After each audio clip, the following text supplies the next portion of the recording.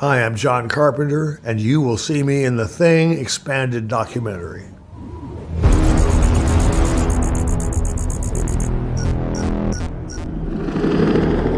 U.S. number 31 calling McMurdo. Urgent. Come in. Over. Did you notice anything strange about the dog? Anything at all? Strange? No.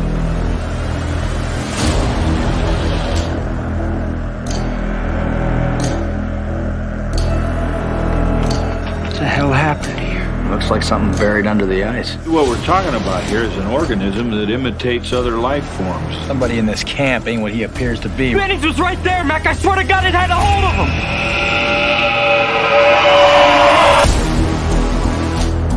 It could have imitated 1 million life forms on 1 million planets.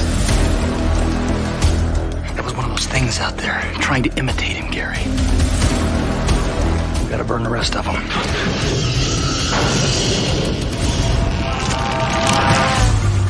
Nobody trusts anybody now. So how do we know who's human? There's some kind of test, Doc. We're gonna draw a little bit of everybody's blood. You ain't tying me up. Then I'll have to kill you, child.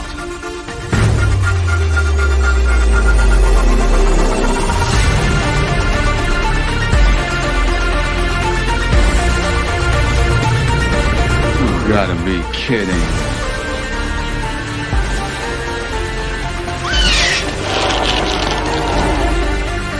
We gotta bring this whole place right down into the ice. We're not getting out of here alive. But neither's that thing.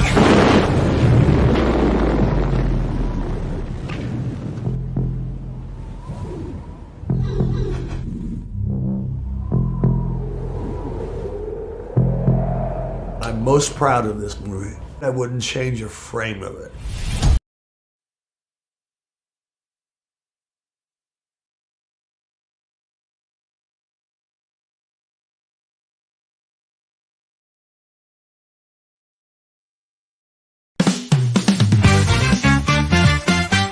We're gonna get a little bit crazy, wild and maybe even vulgar, if you please. It's after dark and we're gonna light it up. We got some fun in store for you, no tease. It's time for midnight sesh. Dark, a little naughty, will hopefully make you chuckle, but we ain't trying to hurt nobody. So get ready quick on the double, cause it's time for midnight sesh after dark. Oh yeah, kids, we got a hell of a show for you tonight. James Cameron talks about a secret Terminator project and tells his 4K critics to shut the fuck up. And George Clooney's all offended by Quentin Tarantino. There's all kinds of crap going on over at CBS and a whole lot more. We're going to talk about that. Welcome to the program, ladies and gentlemen, boys and girls, cats and dogs. Ooh, it looks like Mikey got a haircut. Look at you. You're muted. Can you hit the SAP button, please? Español. Bienvenidos al show Midnight Edge After en Radio 104.999. Awesome. I love Radio it. KBRG. We are bilingual. I love it. That, of course, is Mexican Iron Man. Ladies and gentlemen, he's back on Midnight's Edge After Dark. Ole! I just want to alert everyone that we have a show advisory. There will be no super chats tonight. That will hurt my safe space here in the middle of the show. Diversity is our strength. And Tom, you like how I logged in and did that early before you got here? I noticed. Diversity is our strength, and Nick disappears. Well, it tells me something. I think he was having audio issues or Oh, something. okay, fine. That says device is not connected. So Oh, he's there, okay. but he's like, must not be able to hear us or talk. So, yeah. But welcome back, Mike. It's been a tick. How you doing? Yep, I am. How'd you enjoy your vacation? It was outstanding. It was phenomenal. Had a great time. Things are on track with hopefully getting Max here next year. The three of us had an amazing time. It was great. Awesome. I literally had to be dragged back kicking and screaming out. Now, what is this thing that you people call YouTube? What is this? Kicking and screaming, huh?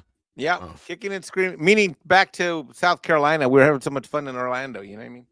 Oh yeah, that's right. You were sending me pictures and whatnot. Yeah. Nick, can we hear you? Hello. Can you hear me? We can hear you. Hey. Yes. Okay. Awesome. We also have Nick Weiser joining us. How you doing, Nick? Hi. For some reason, I was having camera issues, and my camera's still having issues. But at least we got audio, so I'll work with what I got. But other than that, I'm happy to be here. Hello, dudes on the panel. Hello, chat. Let's talk about today's topics. We got Hi, Nick. video. Hi, Mexican Iron Man. Yeah, do you remember me? I do. How could I forget Mexican Iron Man? Well, you just did in the intro. Good job. It's great to see you again. You're like, hi, white people. Oh, there's a Mexican guy. We'll ignore him. Token. Okay. We also have with us Scribe Light. How you doing? I have no idea who this Latinx guy is off to my left. I don't know. Wolves. Yeah, so this new, just real quick, this new George Clooney thing with Brad Pitt, it's called Wolves. And it's grammatically incorrect in its spelling, and it drives me nuts as an English major when I'm looking at it. I'm like, that's not how you do the plural of wolf. So I don't know. Understand. It just I understand it's stylistic or something, but it just hurts my brain. I think it's anyway, because they're not like wolves in a pack of wolves, like the animal. They're the wolf, the guy who cleans up. I know they're Mr. Wolf from Pulp Fiction. I'm basically that's what this movie. Yeah. I kind of want to see this movie. I know. Yeah. I don't know. It's Mr. Wolf, the Odd Couple version. I'm not quite sure, but anyway. Anyway, hi everybody. Hope you're having a good day and hope you enjoy the show. And hello to my lovely panel of peoples. Even we'll probably talk about that later, actually, when we get into the Clooney business. We also have joining us, last but not least, Mr. Price of Recent. Leaf. Hey, how's it going? It's nice to see Mikey here. You're not a leaf. Why, thank you, Price. I appreciate I appreciate that kind gesture. You are a man of wisdom and valor. He acts like I just didn't give him some grand introduction or something better than anybody Mikey, else. ¿disfrutaste tus vacaciones? Yes, definitivamente, pues, increíble. Oh. Does anybody understand what these guys are saying? Dude, me and Scribe, Scribe. I'm taking Scribe as our white guy, and me and Price, we're gonna go run Midnight Sage in Espanol. Okay. You know what's sad? I'll be a token. Price speaks. I was gonna say, I think what's sad is that Price, I think, speaks more Spanish than Paulie does, actually. Oh, for sure. So that's like that. That's for sure. For sure. He's whiter than you are, Mike. It's such a Mi thing. español no es muy bueno. Price might be Hispanic. He might be black for all we know. Nobody knows. He could be both. I've been told that my pronunciation is pretty decent. I told you that like 3 months ago. Right. That was you. Oh, yeah. Who cares? Oh, yeah. That was oh, I see what you did there. So D-Bud Martin sends in a member milestone chat for 37 months. It says, Elf, MILF, window jumping. For some reason, Mikey told me not to say these things. Fired. You're going to need to replace something. We need another mod. Fired. We're going to need a new D-Bud. Six sends in a $5 super chat. Hello, Six. Says, where the white women at? Well, they're in the chat. I mean, if you want to come on, if you're not busy, you can let me know. I'll send you the link. Hey, if you want to come over to my place, you can do it here. Hello, Mike. You're going to get us in trouble with HR again. You know that, right? Getting in trouble with HR is a badge of honor nowadays anyway. Well, so, I mean, it's just Mike's like on the right track, if anything. Right. But thank you for the support, guys. We appreciate that. And Mikey, I don't know if I can stop anybody from sending in super chats that have anything to do with with Alf or your the Flash window jumping habits or anything. I have confidence in the people. Zack Snyder. Zack Snyder, as Yoda says, is why you fail. You could make a really good Mexican Iron Man bingo card, and it would actually fill up a whole card. Now we didn't even talk about Zack Snyder for what, like 2 weeks now? Yeah, it was actually, and there was even like a Zack Snyder story last week going around. It's almost like it's not even fun to take a dump on his thing, and he released those long new versions, and I didn't even bother watching them. The rumor going around is that he was going to do a follow up to his Army of the Dead thing, even though he's done another spinoff already. Yeah, and Netflix said, "No, we're good." Yeah, even Netflix at the end understood that they're just giving him a lot of money, and he's not delivering the goods. I guess Pretty even much. Netflix has a limit on their money. Yeah. It's called Zack Snyder. And I was a Snyder broho. You still kind of are. You constantly use Snyder as an excuse. Netflix are willing to give Dwayne The Rock Johnson hundreds of millions of dollars to make some crap, but Zack Snyder making more crap is where they draw the line. Yeah, and now your bro Hoken are hearted. I like that. That was funny.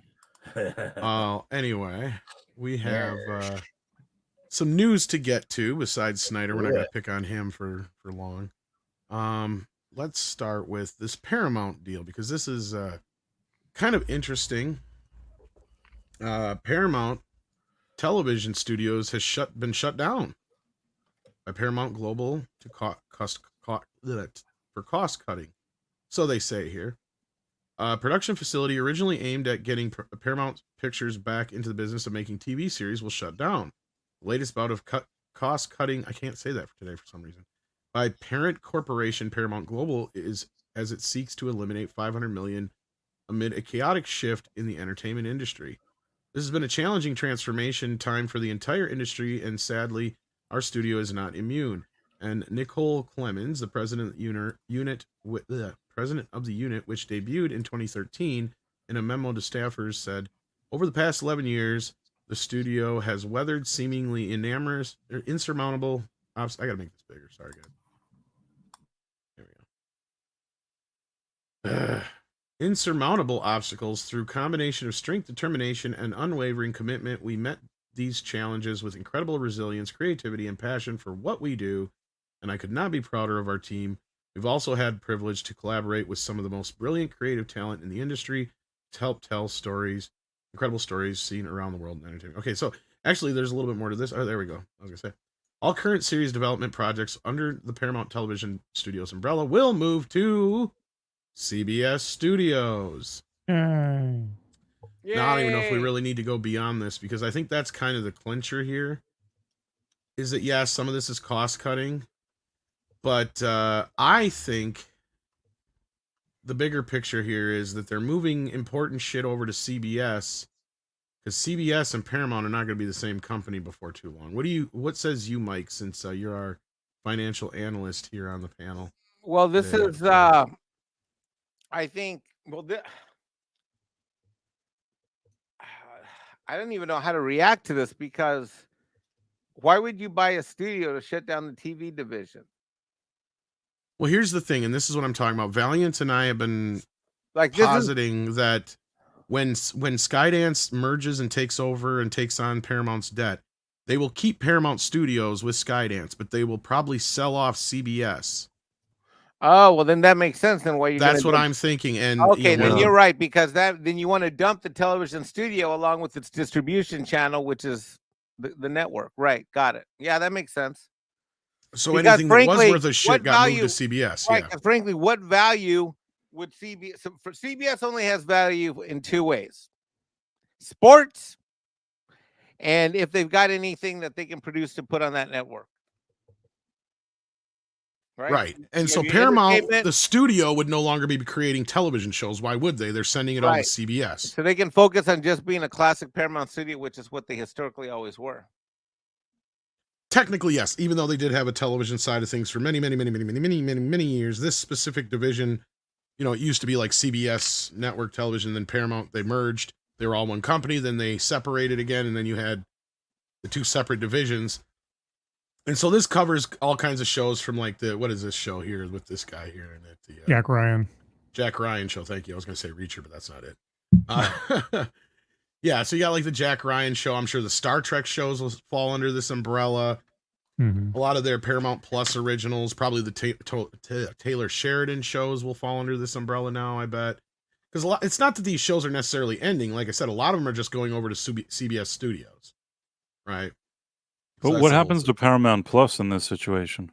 Okay, here's the funny thing is like, I don't know if then at that point, it all depends on who buys CBS afterwards, really.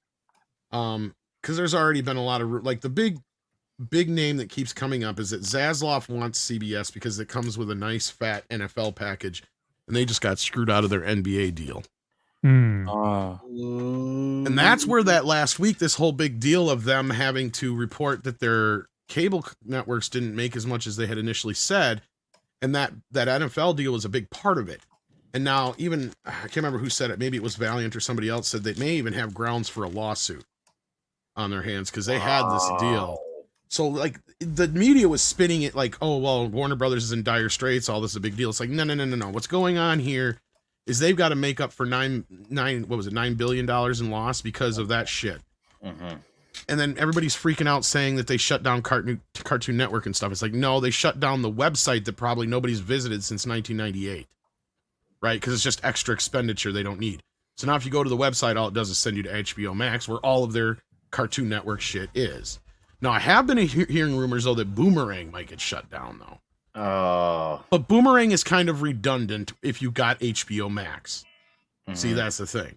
And that's the other thing, too, here, is they're doing a lot of cutting of positions here in the company. But my guess is they're probably positions that would probably be redundant if somebody else bought them, perhaps. Or they're things that just aren't making money. Mm-hmm. Right? So, I mean... Well, we lost Mike. He may have had his phone call come in. So anyway, what do you guys think on this? Besides, I wanted to get Mike's take on it, but he'll have to be back and give us his 411 on this. But until he gets here, what do you guys think? Start with you, Scribe. Well, my first thought is I'm trying to think of, aside from Jack Ryan and The Offer, which I guess were two of the marquee things that they produced recently, of what value has Paramount Television Studios been within technically, the last I think Reacher all the Nickelodeon stuff would be isn't under Reacher, there. Wasn't Reacher Paramount Studios? Reacher's Amazon, isn't it? I thought Reacher was Amazon. It is Amazon, Yeah, but they may produce it. I'm not sure. Oh, they could produce it. Okay. That I'm not 100%, but like I believe Paramount Television would handle all the Nickelodeon stuff, all their cable venture stuff like Beavis and Butthead, and yeah, I'm trying to think of what their portfolio is and if there's. And I mean, there's a lot of good stuff, like Ninja Turtles and all that would fall in there. So anything that's under Nickelodeon, SpongeBob, and all that business. Yeah, if they're just moving it off to another, I mean, if it's effectively just, 6 of one thing, half a dozen of the other, except they're changing brands effectively, then I guess I it's kind of believe a that push. Reacher is Paramount Studios. Okay, I'm gonna be mistaken.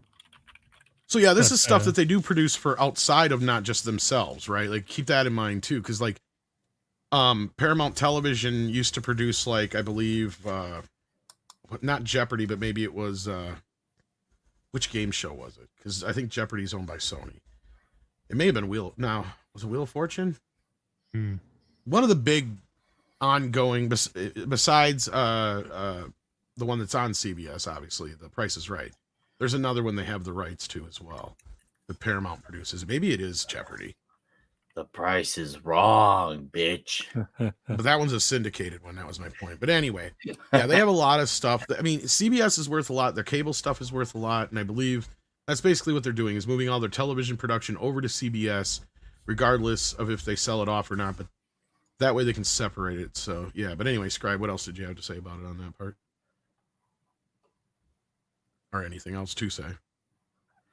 Oh, me? No. Oh, okay. Price, what about you? What do you think's going on here?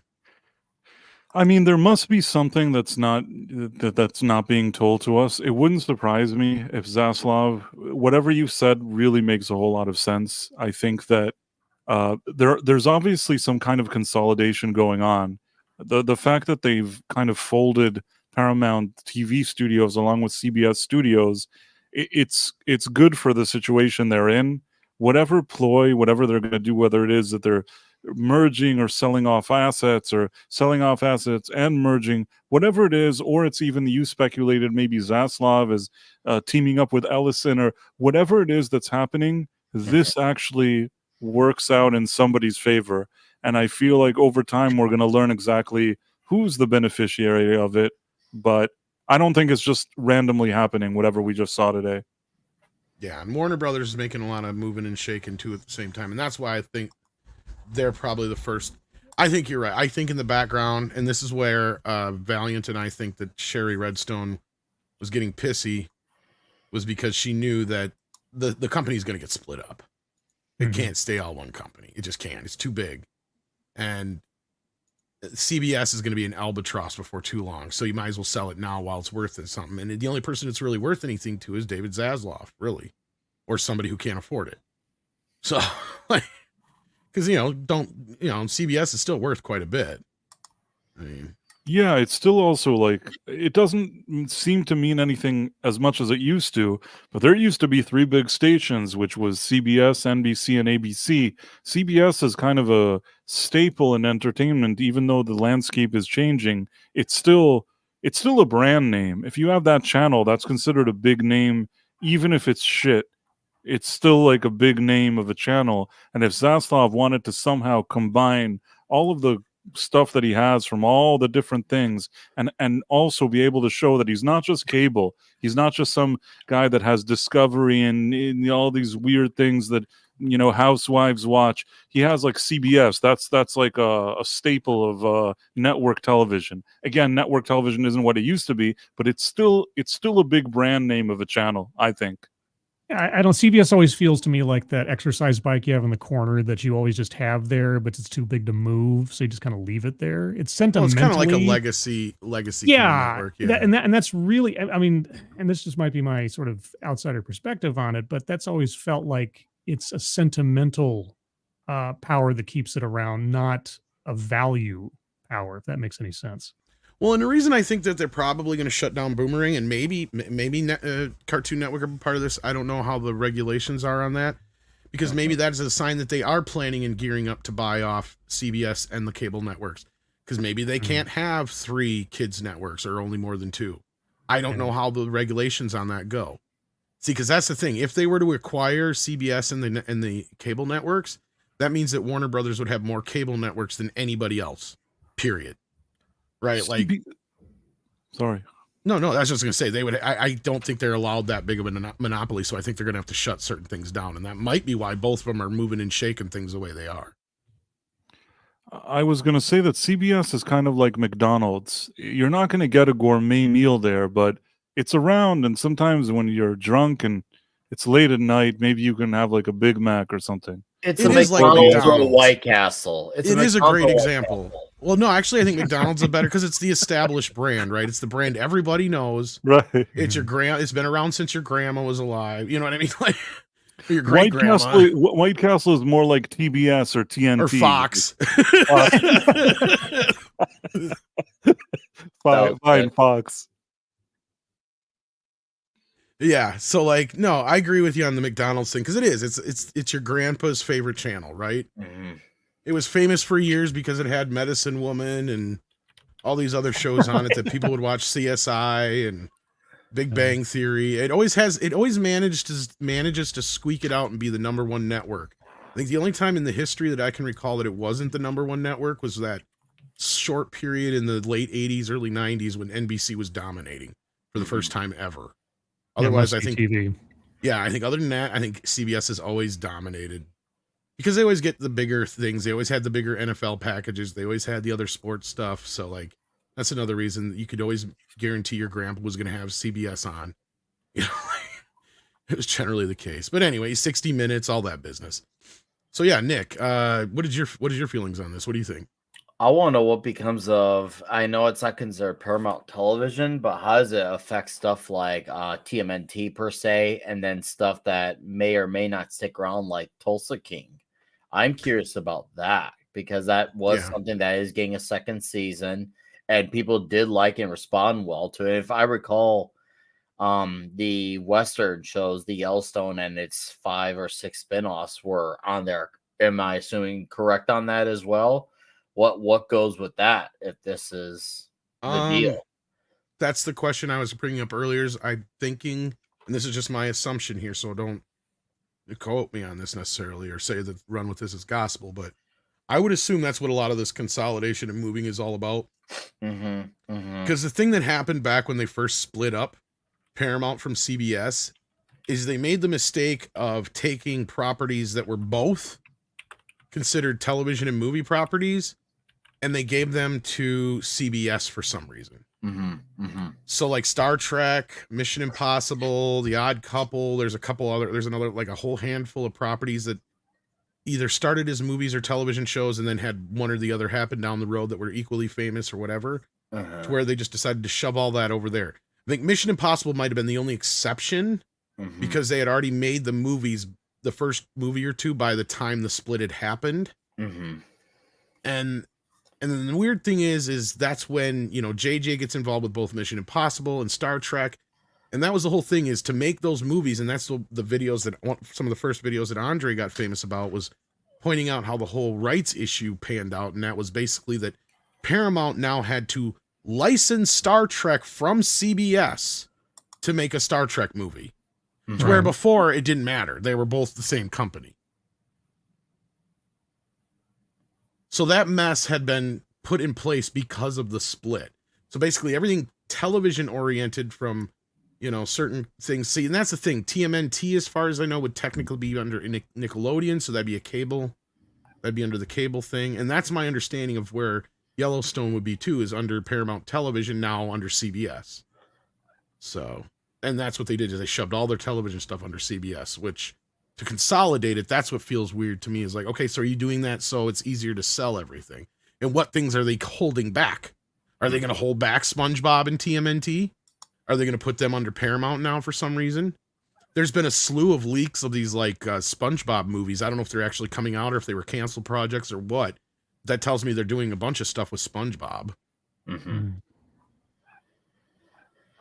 SpongeBob will always, regardless of whatever happens with SpongeBob, SpongeBob is still hot. We'll have no problem finding a home. And even same thing with Beavis and Butthead. Should they get a third go around? I think they're now on network TV now, Beavis and Butthead. They added the episodes on Comedy Central or what? Yeah, they put them on Comedy Central and I think Paramount Network.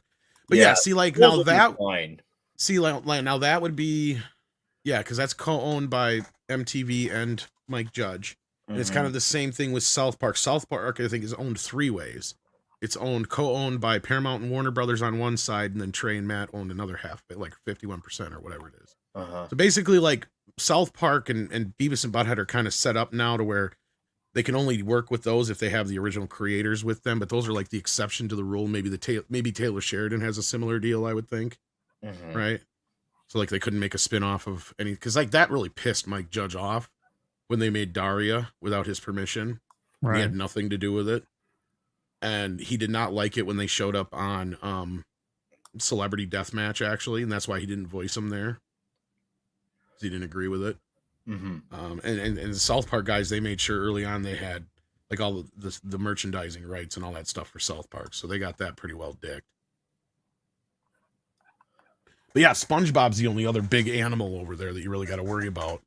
But I don't know how they would split that, if they would keep that at Paramount and just they would let that go with CBS or not. That's the big question. That and TMNT are the big questions. Yeah, that's because I would like to see if they have other things under there too. I think like Last Airbender. They have Dora the Explorer. You've got Blue's Clues. You've got pretty much any Nickelodeon Paramount produced thing. Yeah, right. They own that. Yes. I'm curious to see what is going to become of that, and of course some of the things that you could say have been big on their streaming service. So Star Trek would actually possibly be involved in that too. That's what I'm wondering. Absolutely, yeah, absolutely. Star Trek, and did they renew a deal for Star Trek? Or Star Trek is in a really weird place right now, because that's the stuff I keep hearing rumors about that I'm not sure what's going on for sure yet, because we were under the understanding that Kurtzman bought into Star Trek to where he owns a piece of Star Trek now. Right. And when everything got recombined, I don't know how they deal with it now, because technically all his stuff is in this like side trademarked universe of sorts, because they have TOS and TNG, Deep Space Nine, up through Enterprise. That's all under a specific Trek license, right? The J.J. Abrams stuff is all under a specific Trek license. All the stuff that Kurtzman has done is under its own specific Trek license, right? So they're not really technically crossover. I guess even Picard season 3 might technically fall into that too. I don't know exactly where that falls, but I'm hearing rumors left and right about what's going on with that. I hear he has to be bought out. I hear that might be already cleared up through Skydance and they already got it figured out what they're going to do there. I don't know. The other rumor I'm hearing is that they're gonna memory hole and tax write off Section 31 after the response they got from the trailers. Yeah, no kidding. I don't know if I believe that. And Academy is They also another should. one that's supposed to be up in the air. But yeah, so you've got those couple projects that are still coming supposedly. But then again, if somebody else buys the company or if the Skydance merger comes through and they just decide not to release it, it is what it is. They can start fresh with Trek if they want to, right? So, I mean, there was a lot of stuff that when Disney bought Fox, for instance, that just got, if it wasn't so far into production, they canceled it. There was a Die Hard movie and some other projects that just didn't happen because they were not far enough into production. But now Prey was one of those productions that was, for instance, and a couple other ones that did come out. But yeah. Could they let the Kurtzman license just kind of like wither on the vine and just renew or refurbish or reboot the original series license or something? Like they don't have to put any more money in the license. It can still exist, but you just don't get any money to make anything with it. Yeah, I don't know exactly what the ins and outs are. I wish I did, because that's the thing. Is my understanding is that he actually owns a piece of it somehow through Secret Hideout. So like he'd have to be bought out, like literally flat out bought out, or he comes. Well, I mean, but if they don't approve any further projects, he owns it. But I mean, I guess I don't understand like why they have to keep making his version. Are they under contract to keep making his version in perpetuity? Well, he has a contract up to, yeah, that's the question, is how long it goes. But I think as long as he has shows in production, that's the thing that we were always told, is that the contract he got with Moonves really pissed a lot of people off because it was so ironclad for him that there's not much they can do. All right. He's like dug in so deep. It's kind of like almost worse. We were told it's almost worse than like the Amy Pascal deal with Spider-Man. Yeah, he's dug in like a tick. Yeah. So like, and it was like, he's got like this exit package that's so big that if they can't. Right. It's nuclear option basically territory. bought out. Yeah. Yeah. Okay. But anyway, that's my understanding. But we'll see. Maybe this will shake things up and we'll finally see what falls out of the coconut tree and find out where things actually lie. Maybe we'll get some confirmation on some of the things we reported and heard in the past too. But it looks like Mikey's not going to be back before we get back into other things. So let's see what you guys are talking about. Patrick Robinson sends in 4.9 and says, Alien Romulus early reviews are very positive. Have my ticket for IMAX Thursday at 3. Here it goes back to the old school style. Well, hopefully it's good for those who are looking forward to seeing it. I've been seeing it getting some good reviews. I'm looking forward more to the popcorn bucket, if anything, but I don't even know if I'm going to go with that. Joe Pat 87 sends in $1.99, says, there goes the second incarnation of Paramount TV. Basically, yeah, but it's already had its chance in a way. Liquid Metal Rob is here and sends in £5. I like the little marionette picture you got there. Says, a non-hiring of dwarf actors in Snow White seems like another way, to shaft white male actors, so no dwarf actors or 7 dwarves in the title. Yeah, well, there's one dwarf actor in the film. There is, actually, and there's supposed to be a dwarf. I don't know if he's going to be the same person that's in the picture that we saw, or if it's a different situation, so there might be more than one, because there's somebody who's a dwarf actor who's actually doing as the voice himself, of Grumpy. or just like body, or like I don't know. Motion capture. This is the question. I don't know if this is the actor they meant or not, because somebody said that a dwarf actor is voicing Grumpy, but I didn't catch the name, or I didn't remember it. Yeah. And then they had that picture that came out. This one here, let me bring it up, of the bandits or whatever the hell they were supposed to be. And as you see, there is another little actor right there. So yes. So I'm assuming there might be at least 2 involved, but other than that, none. So yeah.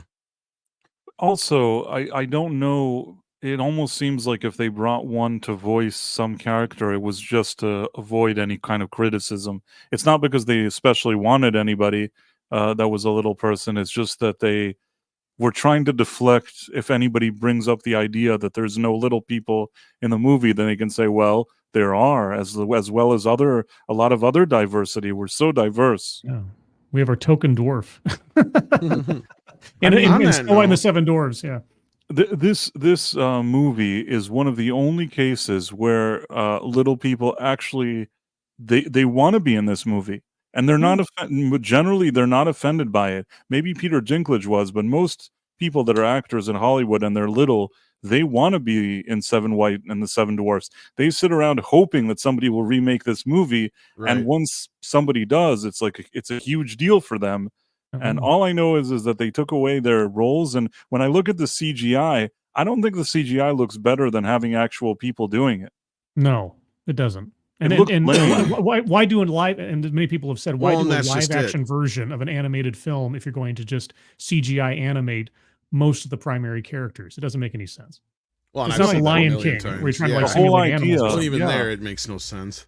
The whole idea was they said it was the live action version. So the live action version means live action. Who wants to see Rachel Ziegler singing to a bunch of CGI dwarves? I mean, that sounds like nightmare material, not like a movie I want to see. Yeah. I don't understand why this was their solution to the problem. Like, it spend gadzooks amounts of money on CGI, body, motion capture, animation, etc., and trying to rush the thing because they were already they already basically finished the production when they had to start redoing it all over again, right? So why not just cast people? It doesn't make any sense. I don't know if they ever were going to begin with before the Peter Dinklage thing, and that's what I've said before too, because they already said they were going to have the dwarves in it. They were just going to be magical creatures, meaning to me, like I said in the front of all this stuff, I said, yeah, they were always going to be CGI. They were never planning on hiring dwarves. You know, I'm going to say something, and this is with a grain of salt, but more than not exactly with a grain of salt, semi-grain of salt.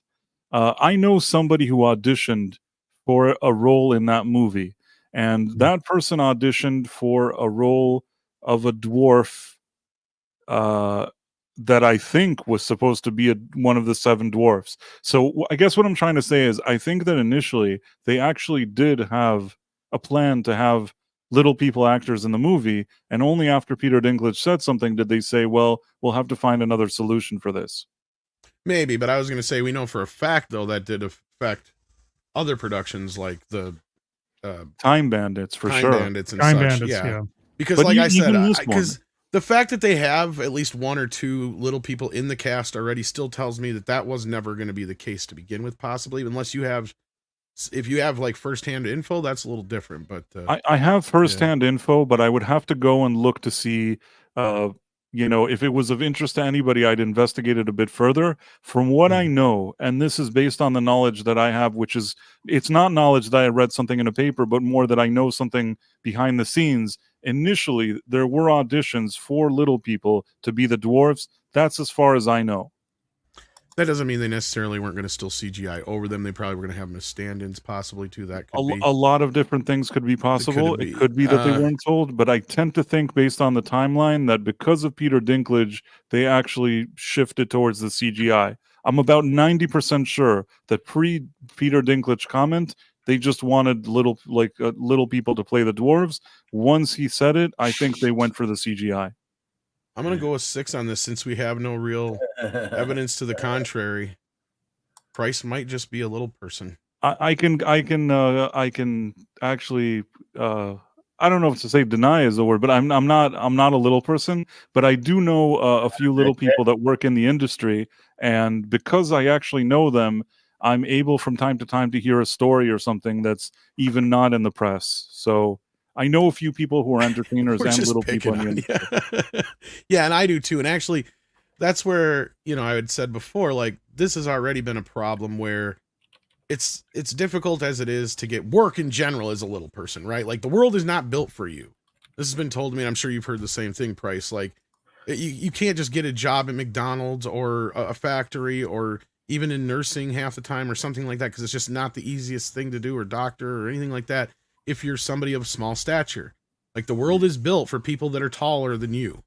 But what you can get into if you are somebody who's like that is you have the options of entertainment and other places like that, which can actually be very lucrative, right? And one of the jobs that has been drying up as of late is character work in, like, costumes and stuff. Not because the studios didn't want to hire little people actors at those times, but because they were moving to CGI.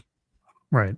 So instead of having a little person in a costume with a puppet head and all that kind of stuff, because you'd be surprised how much of the stuff in, like, Star Wars and all these other things were always just that, to where now they've switched over to CGI, so they no longer need that little actor. Right. So I also want to, I think I said this a couple of episodes ago or something, but I just want to reiterate the hypocrisy of Peter Dinklage in talking about little people taking roles for little people.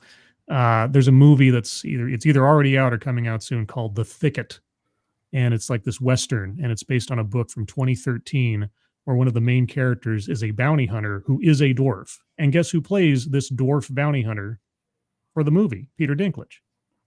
So his complaint about dwarves taking roles that are for dwarves, it's utter nonsense, and he's a hypocrite, and he's only helped to. And admittedly, it's not his fault. The studio's responding to this as though Peter Dinklage is the end all be all to opinions on dwarf actors is stupid in the first place.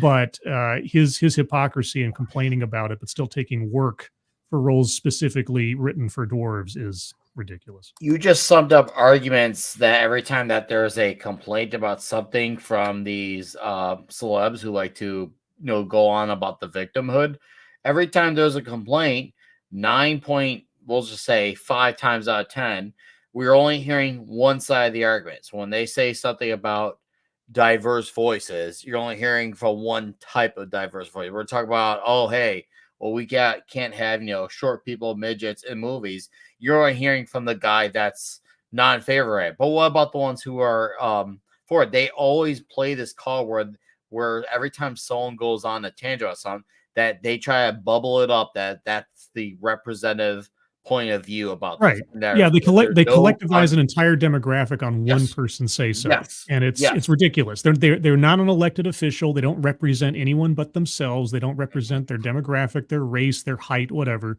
They're speaking for themselves, but because they have a high profile, we wouldn't want to offend somebody, so we'll just do the stupid thing or the costly thing. And he has that kind of syndrome that he's trying to actually distance himself from who he is. He wants to kind of pretend he's not that. So he's really not a good representative of that group of people. Also, and I've said it before, is that in addition to this, and this is also in recent years, they used to take little people and have them all the time when they had Christmas time. A lot of little people were looking forward to that time because that would be, a big payday. There could be marketing, advertisement, commercials, things like that, where if it's like a national campaign, a little person could get, if they're like a dwarf, like one of those elves or whatever it is, they could have money for an entire year just from being in some big campaign with Santa and some elves. So even though, some people in Hollywood thought, oh, is it PC? Is it not PC? I mean, if a guy can feed his family for a year and he's happy to do it, why wouldn't it be PC? Who cares if it's not either? Honestly, who cares? Not everything needs to be that way. This stuff has gone way too far. And on top of it, it's a state of mind. It's so flimsy. Well, to Price's point is like, it's not like, there isn't somebody willing to do it, right? If it was wrong, you'd have a whole community going, now, wait a minute, I feel like we're being objectified and what have you and blah, blah, blah, blah, blah. You don't hear that necessarily. Yes, they have had gripes in the past, and yes, they brought up points and that needed to be addressed about how there were certain ways that some people viewed little people as less than human, right? And that is true. Or how they would treat them as somebody like that has basically like anybody who has a disability, they want to be treated just like everybody else, right? That's the point. So like, that's fine. As long as you're not treating them personally like that, I don't think anybody's going to care if they get an opportunity like that, like Price said. That's a big deal. And that's what I was getting at is, did anybody bother asking anybody else besides Peter Dinklage? No, because he is the most prolific little person right now. So just because he says so, that goes. That would be like saying, oh, just because Will Smith says this is this way, we shouldn't be doing this anymore in Hollywood as black people.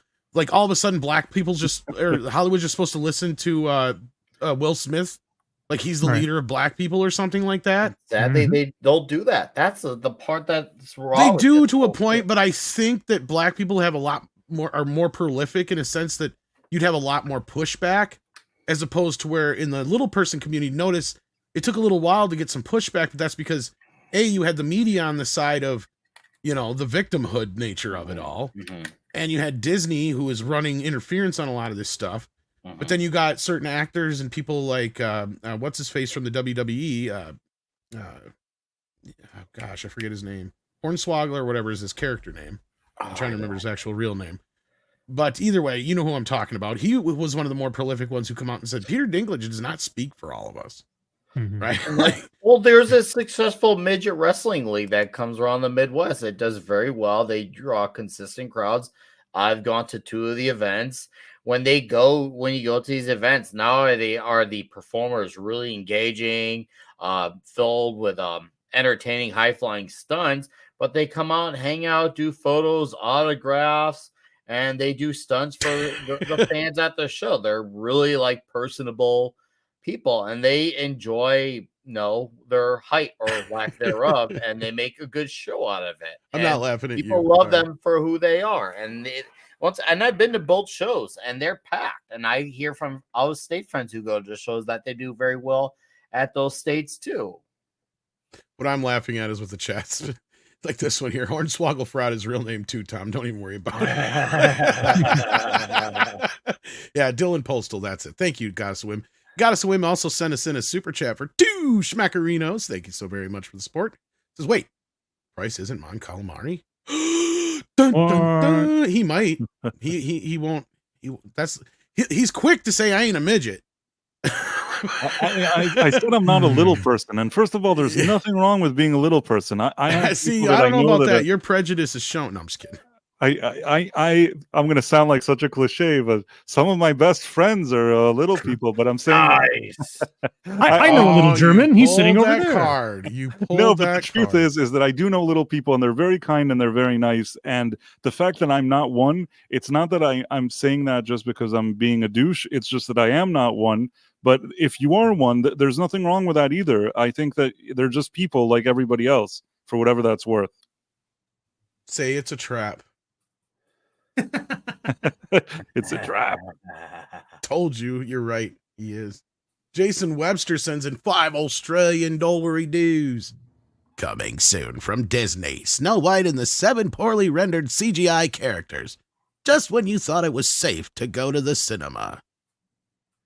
You know, I kind of want to take the trailer for this thing was so creepy the first time that I heard it. I wanted to take just the soundtrack of that and overlay it on the trailer of the old Sigourney Weaver Snow White movie from like the 90s that was an actual horror movie. Yeah, the actual horror movie, and see how it lined up. Pretty good, probably. A lot of those scenes you didn't even have to change. No, not at all. Especially the lighting. Jesus. No kidding.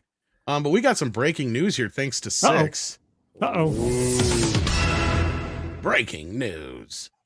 This is coming hot off the press. Disney wants NYU doctor allergy death suit tossed because of widower's Disney Plus subscription. What? What? I don't even understand the headline. I know, right? There's a whole lot of what the fuck in that headline. That is a series of words. I will give them that. That is a series of words. That is a whole lot of what the fuck. Anyways, let's read this real quick. Let's read this. So I can actually read it. Disney is trying to get a wrongful death lawsuit filed by New York University's university doctor's grieving husband tossed. Okay. Because he signed up for Disney Plus streaming service years earlier, court papers said. What? Wow. Okay, so according to this, I'm gonna fuck this guy's name up, and I apologize. Kanakporn Tungsuan, bereaved husband of Jeffrey Piccolo, is currently suing the theme park juggernaut, claiming that she suffered a fatal allergic reaction shortly after eating at a Disney Springs restaurant in Florida last October. Okay. But Disney is now claiming the $50,000 suit. That's all they're wanting is $50,000. Yeah. Are you fucking kidding me, Disney? Pay them the money, you fucking cheap. No, just read the rest. Bitches. Read the rest. Read the rest of that paragraph. Okay, sorry. Suit should be moved out of course because Piccolo agreed to arbitrate all disputes with the company when he first signed up for a 1-month trial of Disney Plus streaming service back in 2019. Okay. Court documents charged. Hold on. I've heard this before, actually. If so, anyone who signed up for Disney Plus, yes, I remember people warning us about this. Yeah, has just ducked out of ever being able to sue Disney for anything the company does outside in the real world by their argument. Wow. I'm never going to that place to eat. I'm never going to Disney World. I'm never setting foot there. Yeah. As Daryl points out, that's barely enough to pay for the funeral, probably. It's crazy. And other funeral expenses and such. That cannot be held. It's not like they're asking for the world. It doesn't matter. No. It doesn't matter. No. I get what you're saying, Scribe. This is going to look. There is no fucking judge unless they are paid the fuck off by Mickey himself. Unless that judge comes in and says, "Sorry, folks, you signed the paper. that means that you gotta abide by the rules. Unless that's the judge. Like the judge is gonna look at this and go, "Fuck is wrong with you?" Yeah. Yeah, signing up for a streaming service does not indemnify the company from any lawsuit brought on any subject whatsoever that doesn't pertain directly to the subscription. He wasn't paying for a subscription to Disney Parks. He's paying for a subscription to Disney Plus. So any disputes regarding Disney Plus and its services don't extend to the entire corporate entity. That's insane. That's nuts. Disney, You signed it. Man, evil company. Sorry. Yeah. Good God. Wow. No, this is Binding ridiculous. arbitration. I mean, I don't even think we need to go on farther than this, do we? Let's see here. Cole's attorneys on their part have slammed Disney's latest motion as preposterous. I would too. Yeah. And outrageously reasonable. Yeah. On the May 31st, in the May 31st motion. Okay, I was going to say, I think it was like WDW Pro had brought this up before because I know I'd heard this before. And I'm like, you got to be fucking kidding me. Motion filed in Orange County, Florida Circuit Court. Disney argued that the Disney Plus subscriber agreement Piccolo signed years earlier on his PlayStation called for any dispute, with the exception of small claims, to be resolved by individual binding arbitration. Any dispute. Oh, that. Wow. Company added that Piccolo agreed to similar language when he used the My Disney Experience app to buy tickets to visit Epcot. So they got you on there too. Visit the Epcot theme park in September last year, a month before the ill-fated trip. Disney has argued both agreements required Piccolo to consent to the arbitration language before purchasing to court filing's claim. What? They have to challenge this because if they can win this, then they have precedent for anything anyone brings in the future. Especially, here's the thing: class action suits. You can pick off so many individuals out of a class action suit if they sign this, and then they've nullified their complaint immediately. If they So can she get away died with from an anaphylactic allergy reaction. Yeah, anaphylactic shock. Yeah. Yep. Wow. So Piccolo's lawyers have since fired back, insisting in an August 2 motion that Disney argument is fatally flawed. Fuck. You think the notion that terms agreed on to a customer when creating a Disney Plus free trial account would forever bar that consumer's right to a jury trial in any dispute with Disney affiliate or subsidiary is so outrageously unreasonable and unfair to shock the judicial conscience. Yeah. The court should not enforce such an agreement, the lawyers wrote. I agree. Yes, they also argue that Piccolo filed the wrongful death suit as the personal representative of the state of the name Kongorpan Tungson, and not on behalf of himself. Tungson, 42, died of severe allergic reaction known as anaphylactic. Yes, that's the other thing. So they're arguing. Wow, this is fucked up. Yeah. This is evil. This is outright freaking corporate evil right here. Shit. Daryl brought up a good point in the chat here. Thanks for pointing that out, Six. Does anyone know if Gina ever had a subscription for Disney Plus? Yeah. Yeah, no, I'd love to yeah. see them try to use that excuse. Oh man. Yeah. It probably doesn't extend to employees, I bet, but yeah. But no, Yeah. like, okay, they may have something on the Epcot one, but only if stuff happens maybe in Epcot. And that's the thing. How far... Like, this is something where, now, I'm not somebody who likes the government to step in on things like this, but now, do you guys think this might be something like this? Because this isn't just them, right? Because this is something that South Park episode was kind of poking fun at, right? Like the Human Centipede episode. Remember that? There's contract law. There's already established contract law that they can leverage in this because you can't just sign away all your rights to something in a detached or unrelated item to an entire. It doesn't work, especially if the person's signing it in good faith that they're not now signing away their rights to all disputes, but specifically to the product that they're signing up for. That makes no sense. So Disney put this there intentionally. The fact that they're fighting this means that they really do believe that somehow they've established this, we got you, Trojan horse thing, so that every Disney subscriber is now unable to ever bring a suit against them at all. And some genius in the Disney legal department is trying to get away with this. This is not only ridiculous, but it's evil, and I'm really hoping that Disney gets shot down on this, because this, if not, this sets a precedent not only for Disney, but for any other company in a similar thing. Can you imagine if Disney got away with this, how quickly Paramount and Amazon and everybody and their brother would change their language and their terms of service? Well, and that's overnight? where I brought up the human centipede episode, right? Like, that's how crazy it is. And then you're right. Like, that's exactly what would happen, is like, we're up to this point where they literally got you by the balls and there's nothing you can do just because you signed up for one of their streaming services. Yeah. Right. And especially if what they if carry they it over decide to to their... Sorry, go ahead. No, I was just say, what if they decide to start slipping it into the warnings in the beginning of fucking videos and everything else now too? Sorry, go ahead. Well, I was going to say is that, and the other thing to be, I mean, in the worst case scenario is I sign up for, streaming service X, and suddenly that denial of arbitration or whatever extends to every company and subsidiary attached to that. Like suddenly, like all the conglomerates and everything that, so if I sign up for Disney Plus, and then one day I'm on the set of an ABC show and I slip and I fall and I break my neck, I can't sue ABC because I signed up for Disney Plus 7 years ago or something. It just... Uh-oh. Uh-oh. SpaghettiOs. Tom, the government came after Tom. Let the games begin.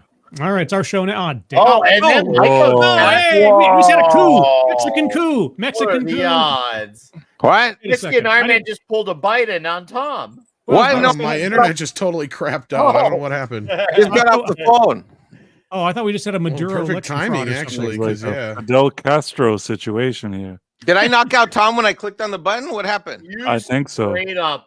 You slid in here as Tom accidentally pulled out. It was really interesting. Oh, I'm the Kamala Harris. Is that how this works? Hi-oh. Yep. And now Tom is frozen again because his internet. No, actually, I was reading this because Six sent me another part of the story, the original story from back in February. And here it says that she even, according to this, took pains to remind the restaurant staff about her allergies every time she ate out. So, like, that's another thing, too. So, like, They're at fault. And it sounds like it. And not only that, the stuff that they said in the other thing that came down after I got booted here, let me bring it back up. It said, like, what she had, I mean, there's no real reason to believe that any of it should have come into contact with any peanut, anything. Mm-hmm. Right? It even said here what she had. Where is it here? Okay. She ordered scallops, onion rings, broccoli, and corn fritters, according to the filing. Unless they're frying that shit in fucking peanut oil, which they shouldn't be. Then what and the especially fuck? if she tells them ahead of time. She says ahead of time that I have, anaphylactic or I'm allergic to this. Well, yeah, because I've worked in plenty of restaurants. If somebody comes through and says that they have an allergy, you have to wipe everything down. Yeah. Change your gloves, wash your hands, all that kind of business. And in whatever it is that they say that they have an allergy to, or whatever it is that may be even close to it, you have to remove that from the situation before you wipe it down too. Right. So there's several procedures you have to go through with that. Mikey, did you hear the details of this before you came back on? Yeah. I already knew about the story. Okay. Yeah, I was gonna say, I think Pro started covering this a while back. Yeah. But I hope to gosh that this doesn't go through for kind of awful, no?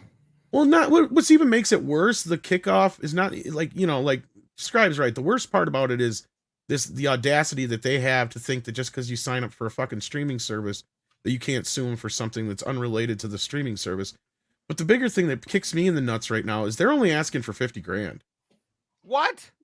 Yeah, that's all they want. Dude, on any legal fee, if someone is an attorney for just to respond to a case is $100 to $200,000, like just the basic response for retainer if you're Disney. I would have gone for a cool $1 million here. I would have gone for 5. You know what? I like where you're going with this, Mikey. 5.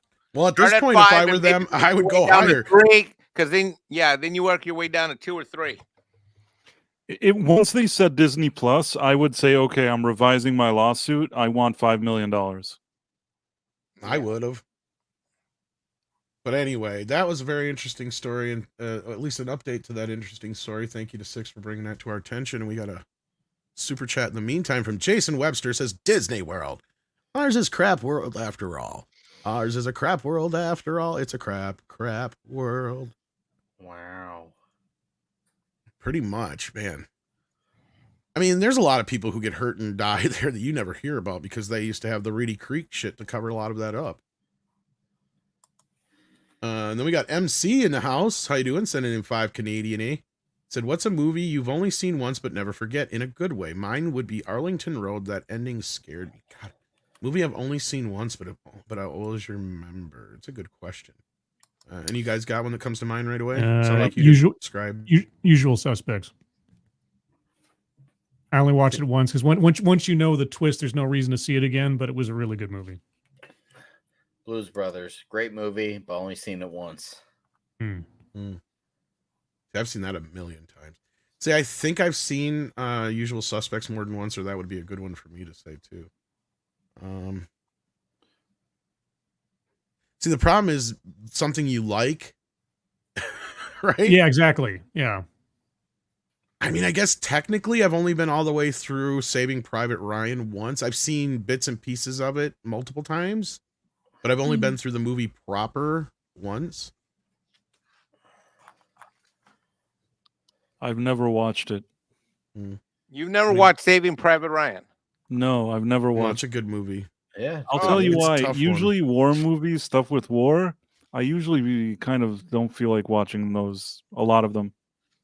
Okay. Unless it's like a science fiction situation, but or it's like Apocalypse Now or something like that kind of movie. More recent war movies, I prefer to waive those. Well, see, like now I never really was a big fan of that stuff outside of like Rambo, you know, the more amped up. Yeah, no. If it's stuff, like, right, yeah. If it's science fiction or it's like Rambo or Commando, or I'm good with all of that kind of thing. The one that they want to make you feel like you're on the battlefield, I try to steer away from those. I used to, but like, I mean, I remember seeing Platoon, right, when I was a kid, and I didn't care for it then. I just seen it here like a year or two ago, and I'm like, God damn, is that a good movie? Platoon's excellent. That's what I'm saying. So like now as an adult, now Full Metal Jacket's a movie, like I can quit watching it right after the what can we get for $10 scene. Like, like that's really where the movie ends to me. Because after that, it's like a completely different movie, and it's not as good as the first half. So you're just kind of like meandering. I've said this a few times. If anything, that's one of Kubrick's masterpieces that gets it wrong in the last half, or he edited it wrong. He should have edited the front end, the back end on the front end, and had us lead into a bunch of flashbacks to the other part. Because the climax is when Joker's standing there in the fucking bathroom with the fucking what's his name? Vincent D'Onofrio. Vincent D'Onofrio's character. I was trying to think. Pyle, yes. Gomer Pyle. Yeah, Gomer Pyle. And the fucking sergeant's there and all that. That's the climax of the movie right there. Right? Like that. See, Kubrick should have known that from the start. He's like, well, this is your climax. Because from here on out, everything else is boring. Right? Like, and I don't mean that in like a demeaning way. I just mean that it doesn't live up. Because then it's him. Because I know what Kubrick's trying to do with the movie is that, you know, that was so horrific that the horrors of war don't affect him the way that, you know. But you got to do that. You can still do that in a different way, and it just didn't work for me in that sense. That I feel like it needed a re-edit of sorts. Yeah, I don't know if the flashback thing would work because then everybody would be going like, "Where's Pyle?" If we're flashing back and we're having that happen somewhere in the middle. Well, of the he's movie. not with hardly anybody else from his, you know, he's just out doing his own thing anyway at that point, right? So like, I don't think that would have mattered much. But I see what you're saying. I do. But to me, it's like I don't know too many people who can argue with me that that's not the, you know, the climax of the film in the middle of the movie, right? Because tell me what the end of Full Metal Jacket is.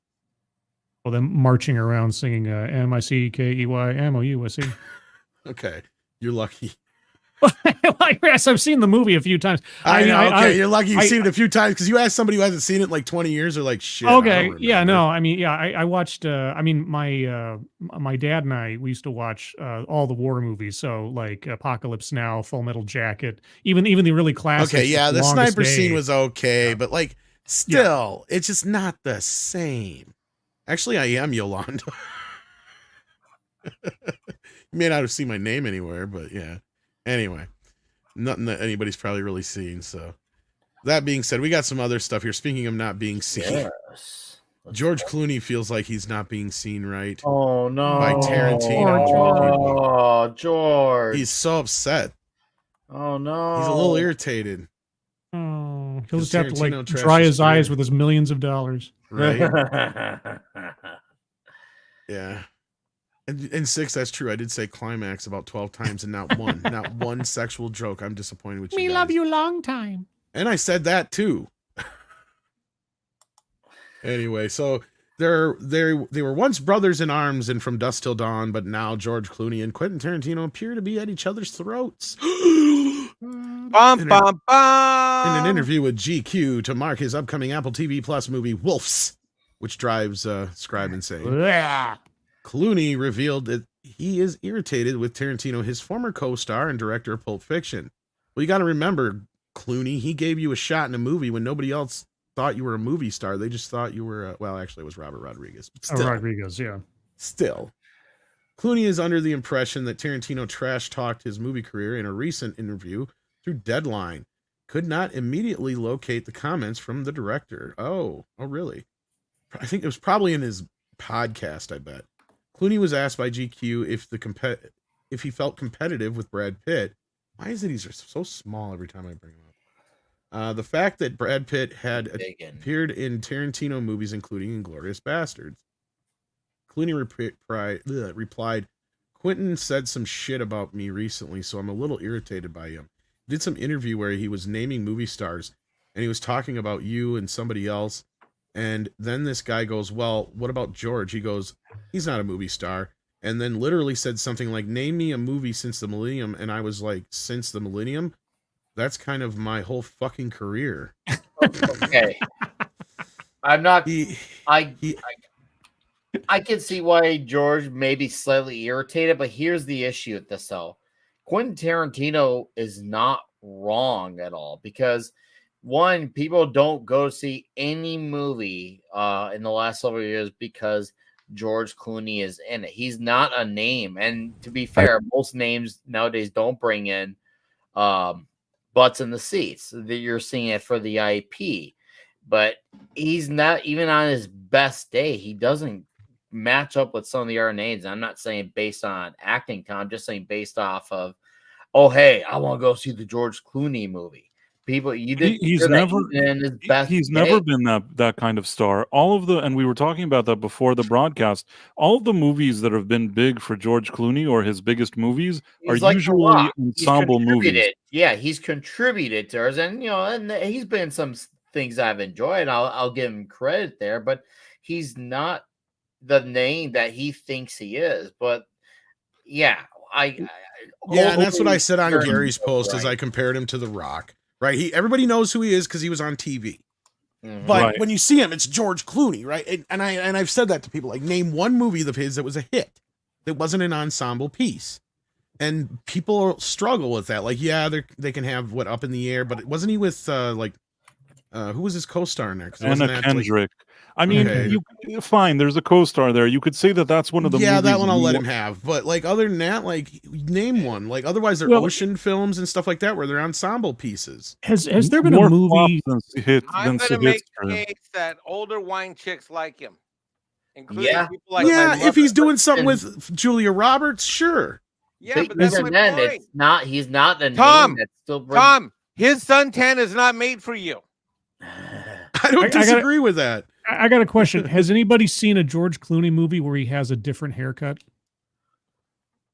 No, he always looks the same. Has he ever done a movie where he hasn't looked like George Clooney the entire time? Well, he does have this thing where he'll do like a little bit longer hair compared to like once in a while be that tighter thing. But yeah, you're right. He hasn't really changed his image or look that much.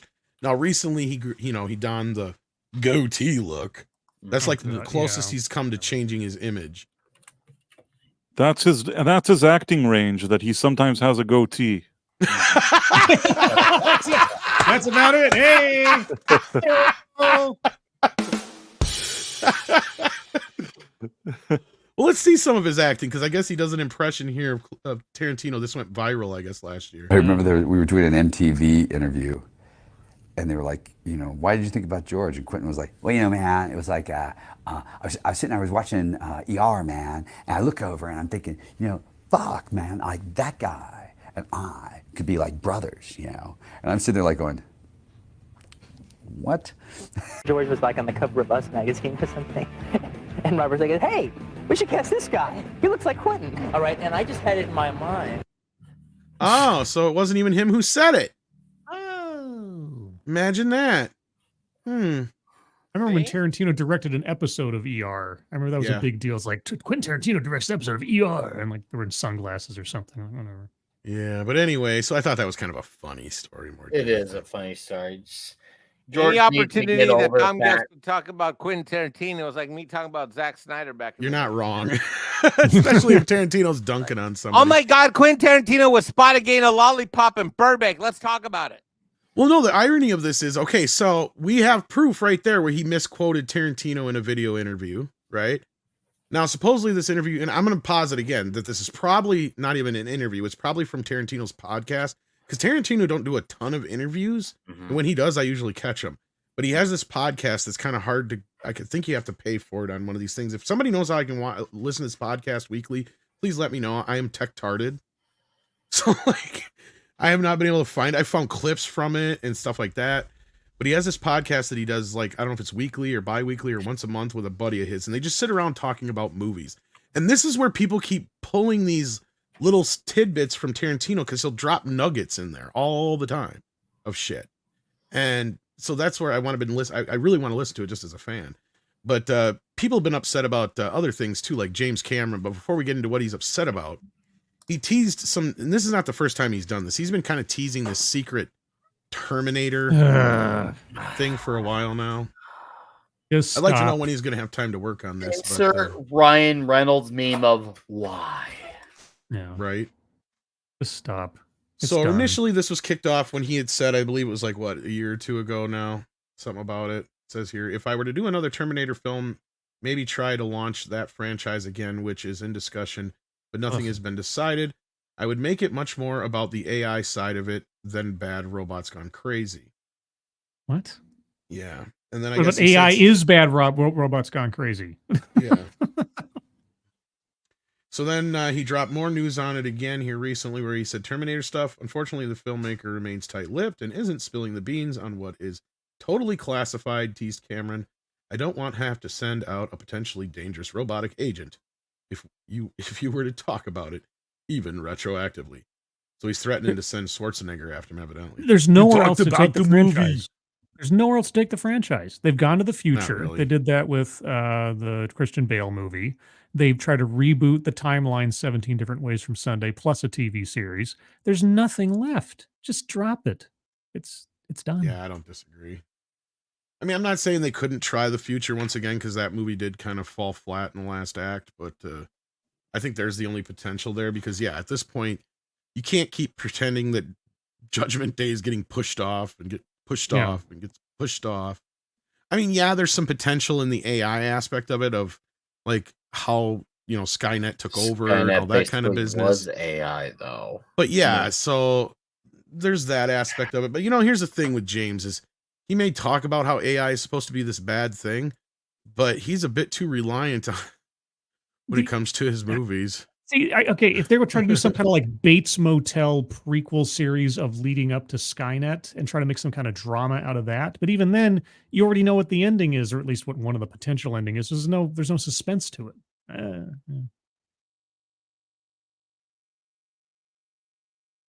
Just leave it alone. Just seriously, why? We don't need this. It's no one wants us. No one needs us.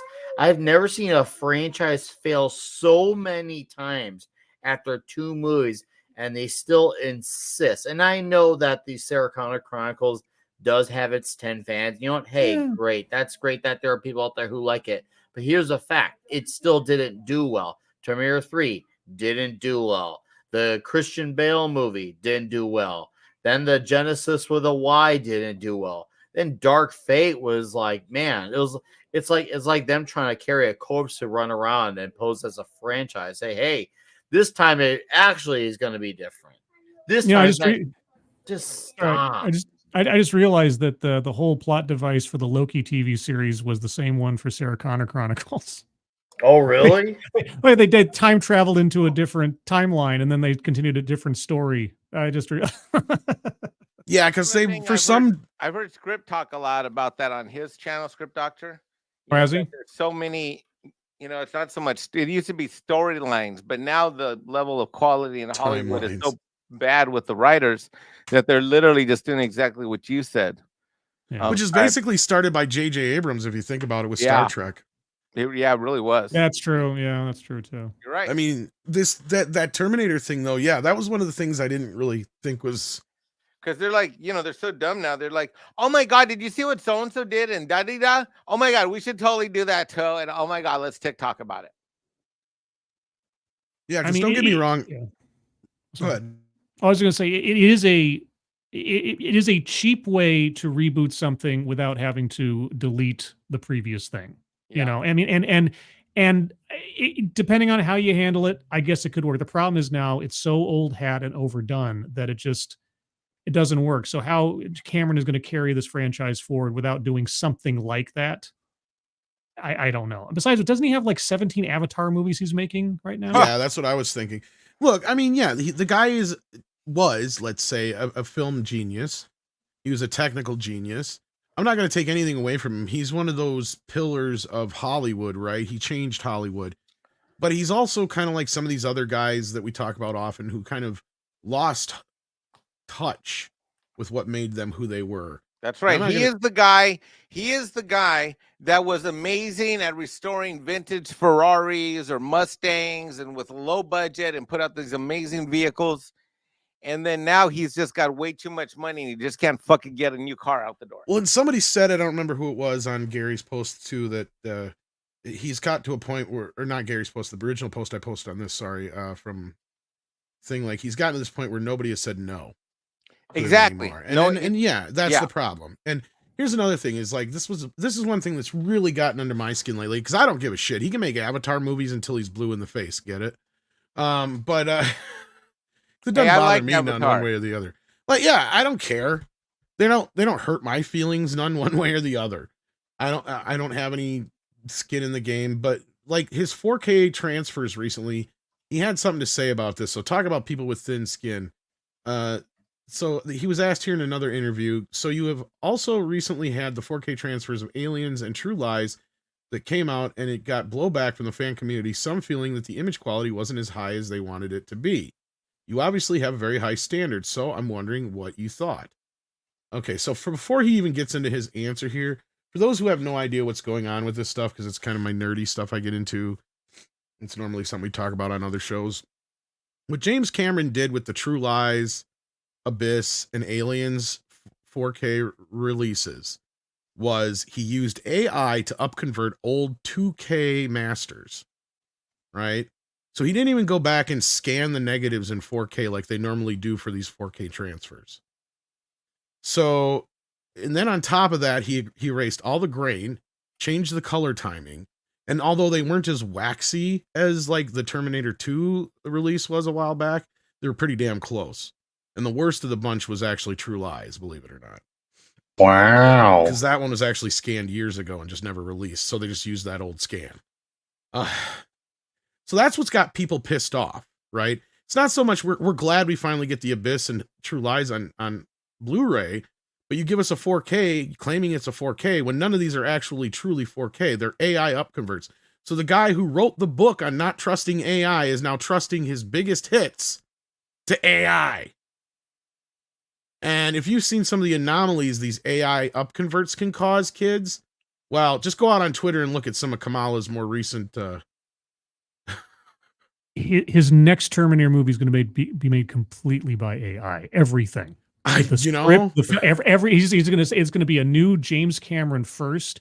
He's going to his next big Terminator thing. It's like the future is here. Skynet. The system that is going to build the movie is just going to be called Skynet. It's going to be so meta. Everybody will see it just to see what the heck it looks like. So here's his answer, and I'm one of the people that uses this terminology, actually. When people start reviewing your grain structure, so yeah, I'm taking this a little personally. They need to move out of your mom's basement. Well, I don't live in my mom's basement, sir, nor have I ever. And meet somebody. Well, that's your fucking problem. You have look, James Cameron is the last motherfucker in the world to talk about relationships. Oh! He had Sarah Connor. You're not wrong. He had what's her face, the fucking co-producer of Terminator. Gaylan Hurd or something. Gaylan Hurd and Catherine Bigelow. I think he was even dating at one time too. He was married to Catherine Bigelow. Yeah. This motherfucker has no. Yeah, exactly. Number 5 or 6 is more like. And that's right. I live in my own damn basement. Anyway, that bothers me because you're taking the nerd attack route there, motherfucker. He's doing a James Mangold. Yeah, I'm serious. Are you fucking kidding me? I've got a great team that does the transfers. So yeah, you don't even do it yourself. I do all the color and density work. Well, good for you. I look at every shot, every frame, and then the final transfer is done by a guy who's been with me for years. All the Avatar films are done that way. So that explains why Terminator 2 is all fucked up too, huh? Everything is done that way. Get a life, people. Seriously. No, not everything is done that way, James. No. You're claiming it's a steak while selling me a fucking hamburger. That's what you're doing.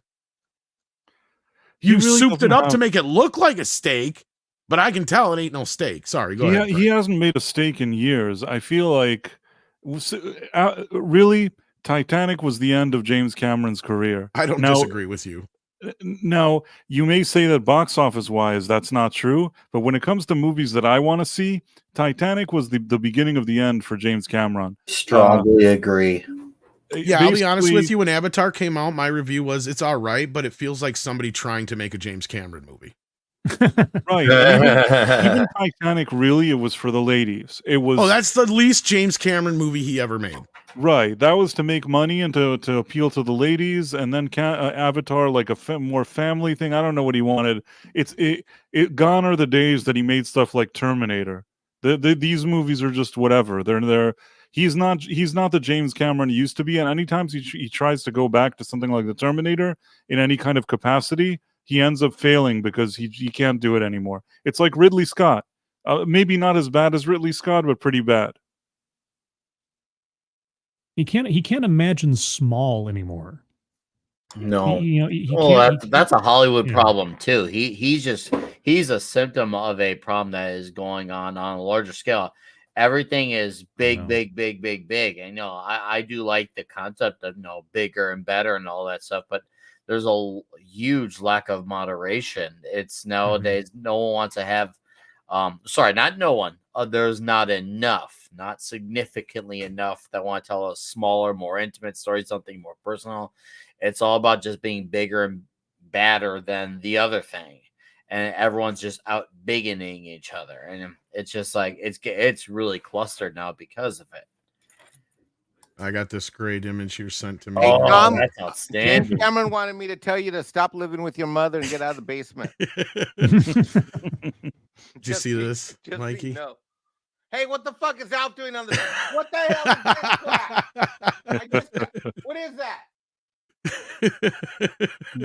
You pissed Alf off. I hate that fucking thing. Gordon Shumway. You know what? Parrot Head sent me that. That I wasn't on any live streams for about 3 weeks, and after he see fucking out. Wow, we got through almost all of our stories already. What did we have left here? Wait, I missed this. I'm sorry. I had to. Tom, so yeah, you missed everything. I don't know if you want to comment on any of this shit. Sorry. I'm just picking on you. Gravy. There's only so much Mexican to go around this here internet. Eternals 2 got canceled. Are we all sad? That? When? Was that ever even a thing? Yeah. Well, they were never going to admit it, but back then they had to keep saying that it was coming because otherwise it would make the movie that already was bad look bad. So they just want to give that perception, like look at this roaring success. It's the same thing with Soy Chi. Now we're just a few more months closer to them finally admitting that ain't going to come out either. God, I hate that little fracker. The Thunderbolts trailer, the leaked Thunderbolts trailer. I watched it. I did too.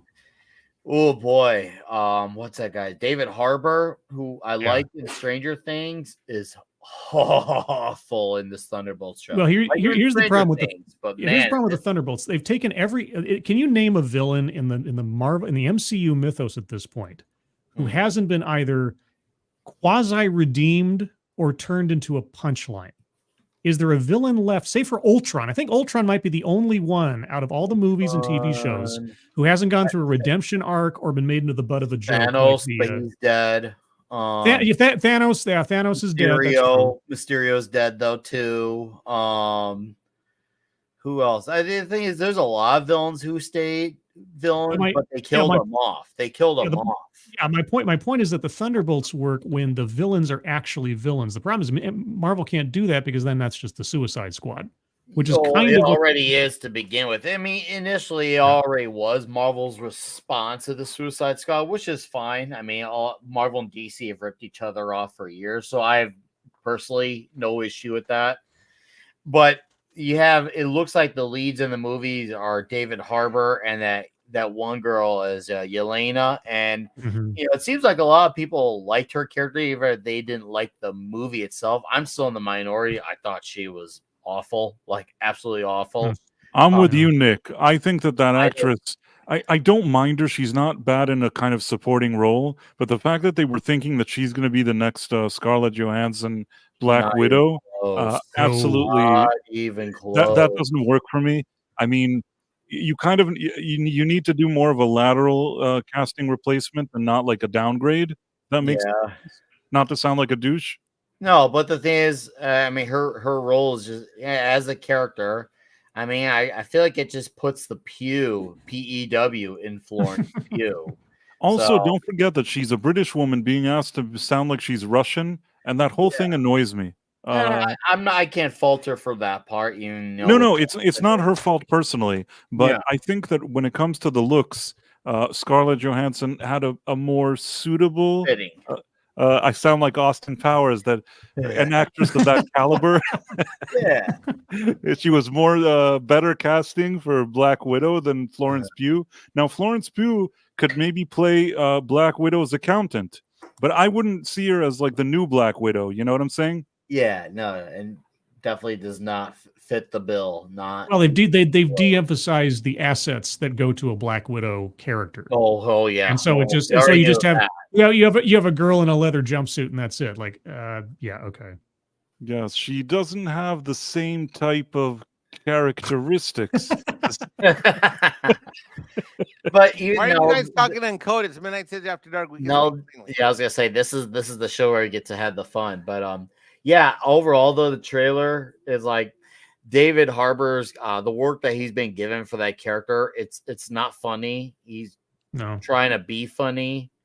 It's just really weird to say that his character is like so bad, yet I like him in Stranger Things. It goes to show you that if I only knew him from these movies, I would think he's awful. But because I liked his Hopper character in Stranger Things, I have to remind myself, hey, no, he can work with better material.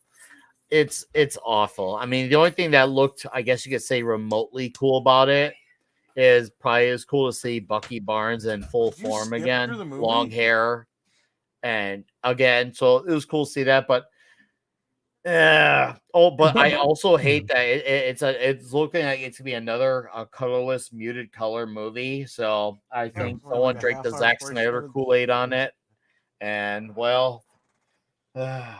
Bucky Barnes been streaming for Zack 90 Snyder minutes. is like woke. Everything involving it is shit. Bucky Barnes got completely emasculated in the Falcon and Winter Soldier show. All those, like I said, all the characters on the team, in one way, shape, or form, have already been redeemed into, at best, anti-heroes, but usually just comic relief. And so the whole idea of having the Thunderbolts from the comic books, like the actual source material, is already undercut and ridiculous. And so this feels like a movie that's just like they started making it, and then all these other changes happened, and then the Avengers whole plot fell apart, and the Winter Soldier has to keep, or the Captain America movie has to keep being reshot.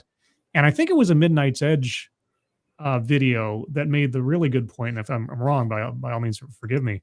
That because they've interconnected these movies so much with each other, and they try to overlap the plot lines and everything, if you have to reshoot the entire Captain America movie, that affects 2 or 3 other productions and having to come back and reconfigure their movies and their end scenes and everything else in order to line up again. So it's not just one movie doing reshoots. It's like 4 or 5 others.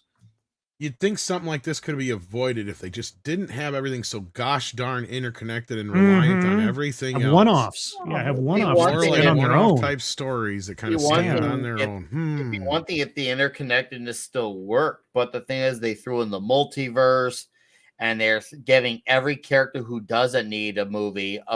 Like they could have, kept it at core characters, and then there's a few supporting characters who happen to just break out, and obviously I'll give you lean on that, but they're not doing that. They're just saying, okay, hey, we're gonna take the Ghost, the U.S. Agent, Red Guardian, Yelena, and even though they were not the Thunderbolts of the comics, we're gonna make them the Thunderbolts of the movie because that's the name that people, that more than 5 people recognize. The interconnectedness is absolutely lost in this universe. And I'll give you 3 movies that interconnect, but at the same time, they don't rely on you having to have seen all the other fucking Marvel movies to enjoy them. Captain America, Winter Soldier. Spider-Man, No Way Home. Thor, Ragnarok, and Wolverine and Deadpool. Now there's actually 4 examples right there of movies that you didn't need all these other movies to see to enjoy. Now, granted, Winter Soldier came early on, so we can throw that one out there. I'll give you that one. But at the same time, those other 3 that I mentioned, the best part about them is anybody can see them without having to see all the other Marvel movies. You could see Captain America 1 without seeing the others as well. I mean, you could say the same thing about any of the number 1 Guardian. movies you could. That's why I'm saying I'm not counting anything from Phase 1. Yeah, Phase 1 is all standalone. Doctor Strange, you could see it on its own as well. Even into Phase 2, a lot of those films still stand on their own. Yeah. Granted, you may have had to have seen Avengers at least. I'll give them that. I'll give you that. Most of the origin story movies can operate like the first Ant-Man, the first Doctor Strange. To a point, yeah. Yeah. So those are fine in that sense. But outside of that, you can team up and you can do other things outside of the Avengers and still do all that and not have it be so bogged and weighed down by everything else. Right. It could happen off screen in between any other movie. Yeah. If I had to take a guess at which Marvel movies you have to most definitely watch some in order to understand and fully appreciate it, probably Infinity War and Endgame. As much as I enjoy them, and I'm one of the few, probably the more minority, who does appreciate Endgame, but I still will concede the argument that you definitely need to have seen the other movies to embrace what happens in that movie, because if you don't have the context, you're gonna absolutely be lost. It is not a normie friendly movie. Everybody loved Endgame when it came out. Infinity War and Endgame. Yeah. Oh, yeah. Not me. Well, you're fired. To a point, yes. You're But I mean, fired, even the first 2 Guardians films, you can technically see you without watch them having on seen their all own. the other Marvel films, right? Guardians. Actually, even the first third one one. is the only one that really requires you to have seen at least Infinity War and Endgame. Yeah, 2 takes place after 1 pretty much immediately. So yeah, you can roll with that one as well. Yeah, those movies, even when I took my girlfriend to see No Way Home, she hadn't seen the Andrew Garfield movies, but she still had an idea of understandings of Andrew Garfield's arc, even though she hadn't seen those 2 movies. So she was still able to understand it. And I think that was a testament to the writing in that movie, because they were able to not make you wholly confused on that. Because let's be real here, regardless of where people are on those movies, not everyone saw them. And for the few who did, it was a very divided response. Little Duffy Moore probably on the negative. But for people going back, oh, okay, this guy clearly came from a place of loss, and now this is his redemption arc. That is something that movies can learn from when you bring in big appearances like that. And how do you make it accessible so no one doesn't feel like, oh, great, I have to watch this in order to understand it? Because once again, watching those things shouldn't be an obligation. It should be oh, hey, that piques me a curiosity. If I want to learn more, I'll go and do that. I mean, even Deadpool and Wolverine is one of those good examples of like all the nerdy stuff that's in there, as far as like the deep cut stuff, is not stuff that really relies on other MCU business. It's more so for the geek fans, right? Like all the comic book references and such, which as a fan of just somebody watching the movie, they work within the context of the film. Yes. But they're an extra Easter egg there for somebody who, Guys, I'm sorry, I got breaking news. Sure. Anybody who saw the Deadpool and Wolverine movie and paid for a ticket at the box office has no right legally to complain about any MCU movie in the future. I'm sorry. I'm sorry, guys. We're sunk. We're sunk forever. Everybody Because on when we YouTube is signed up done. for Disney Plus Yeah, too. You're sorry, really you're screwed. done. Yeah, you can't complain about Disney Marvel movies anymore, guys. We're done. I will see you in court, sir. I signed up for the Disney Movie Club. Lord knows what rights I signed away. Oh my God. I might be dead for all I know. Oh, you are AI. Oh my God, you're James. I might be. They might have confiscated my body years ago. Tom right? Neff. We got Parrot Head here who says, Frank, do we have to watch Congo 2 or Congo to get Congo 2? It's a good question. Frankie, what do you think on that one? Well, here's the thing. The beauty of Twisters is you don't have to have seen Twister, right? I learned this with the Jurassic movies. You just keep making the same movie over and over and over and over and over and over and over again. Nobody will notice. They just keep coming back to seeing it. If one's bad, they'll forget it and come back and see the next one. Did you see the returns on that last Jurassic Park film? Did you see the one before it? No, that's why you went to see the last one. Exactly. So don't worry about it. It would be great if you buy it on Blu-ray or the streaming service thingy the Voodoo Fandango thingy magician thing. Then I get a little, kickback, but hell, nah, man, we're just going to have look, Congo 2 is going to be a maze of balls. That's all you need to know. Just like Twisters was, just like any of your favorite Jurassic Park movies. I know how to make movies when people get killed by other animals and disasters. I'm good at this. Trust me. Because my life is a fucking disaster. Have you met my wife? She's like a disaster film in real life. Movie stars everywhere falling out of buildings and shit. Mexicans jumping out of windows. No, there's no window. What the fuck? I heard that. I heard this is a common thing. I can't even stay character. Oh, I can't say the F word. I read something on YouTube that we can't say the F word. Thank you, Parrot Head. Did you hear about that? I've read that before. Fuck them. Oh my God. Wow. Now it's R-rated. No. King Congo is going to be awesome. That would be great, wouldn't it? And I think that's all we got for super chats here. Let me double check. Cool. It didn't star that last one. I don't know why, but luckily I saw it. So hopefully we didn't miss anything. Let me check the funding side. Good news is StreamYard's been making updates. Bad news is we did miss a couple here for some reason. I don't know why they didn't get picked up. Probably when my thing got goofy. Do you have them, Mikey? Yeah. There's a couple of them here. When your thing got going back to you read. You want me to go from the bottom way or work my way? No, you did Frank. You did Congo. You got to go back way up to. Holy shit, guys! I'm so sorry. MC, I think, was the last one we got. So you got to go to DCB Titan. Mine didn't grab them either. Okay, so let me see if I can bring this up here on my end. Hang on. Okay, wait, let me do this, and now watch this. Now let me do it again. Are you gonna pop out the chat like I was gonna do? Yeah, it didn't work. Okay, I'm gonna here. Do it like this.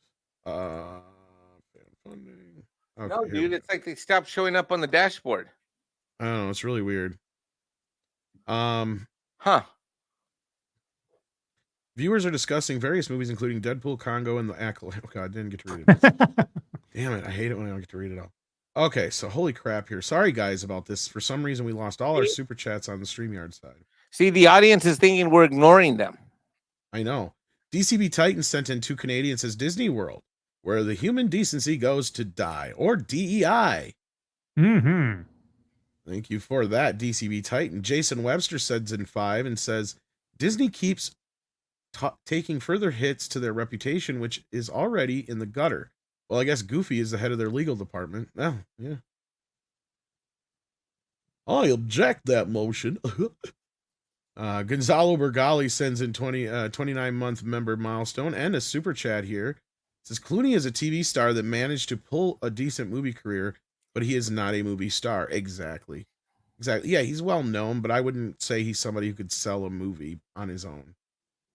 Even the times that he has tried, even with like J-Lo and stuff like that with the movies that I actually enjoy, like Out of Sight.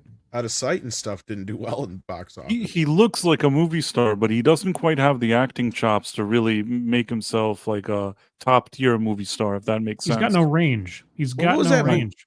What movie was it? Was it Up in the Air is the one he won the Oscar for? Yeah, and even in that one, he acted like George Clooney. Of course he did. Yep. What do you expect? Yeah.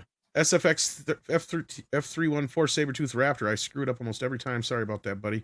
Sends in 5 and says, question for the great Mexican Iron Man. Yes. If you had a choice, if only 2, Okay. Snow White and the Fictional Culture Casino and the 7 Smurfs, which one? Wait, Snow White and what? I'm confused. Snow White or, it's right there on the screen. Okay. Oh, Snow White or, if you had a choice of only yeah, I know I kind of fucked it up. Sorry. 2. So you want Snow White or you want Culture? Or the Fictional Culture Casino and the 7 Smurfs. Why would I not take Snow White? He is straight after all. Yeah. Why the fuck would I want to spend all my eternity with Culture Casino and a bunch of dwarves? That's a Tom thing. Yeah. Thank you, Dearest, for sending in 5. Says one direction left for Terminator. Terminator raising Sarah Connor. Terminator raising Sarah. An 80s Small Wonder, Punky Brewster like sitcom. You know what's funny though, Dearest? They already did that technically with that Sega Genesis movie.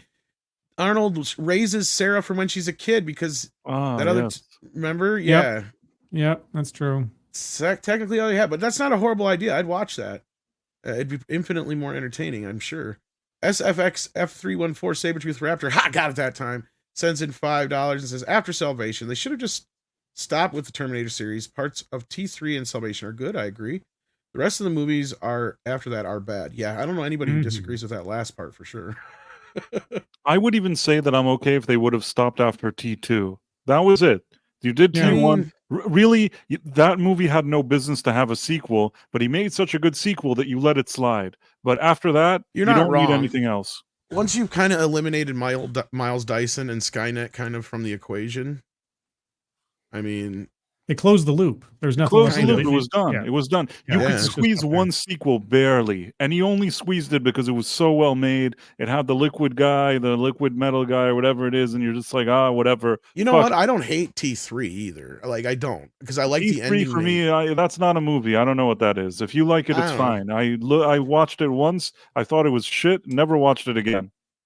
It has its moments. The thing I like is the ending, the third act. I like the ending too when the credits roll and I don't have to watch it ever again.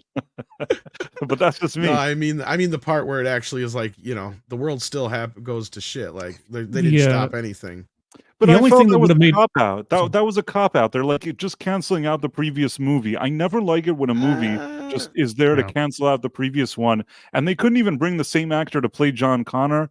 You know, I know the guy had problems. I don't say how it cancels it out. I mean, well, the reason they did that, because he fucking got paid. He was going to be in it, and he went and shot up his fucking paycheck and wound up. I don't know. You don't have Edward Furlong. You're not. And they had a convincing me 4th of July release date. That's why.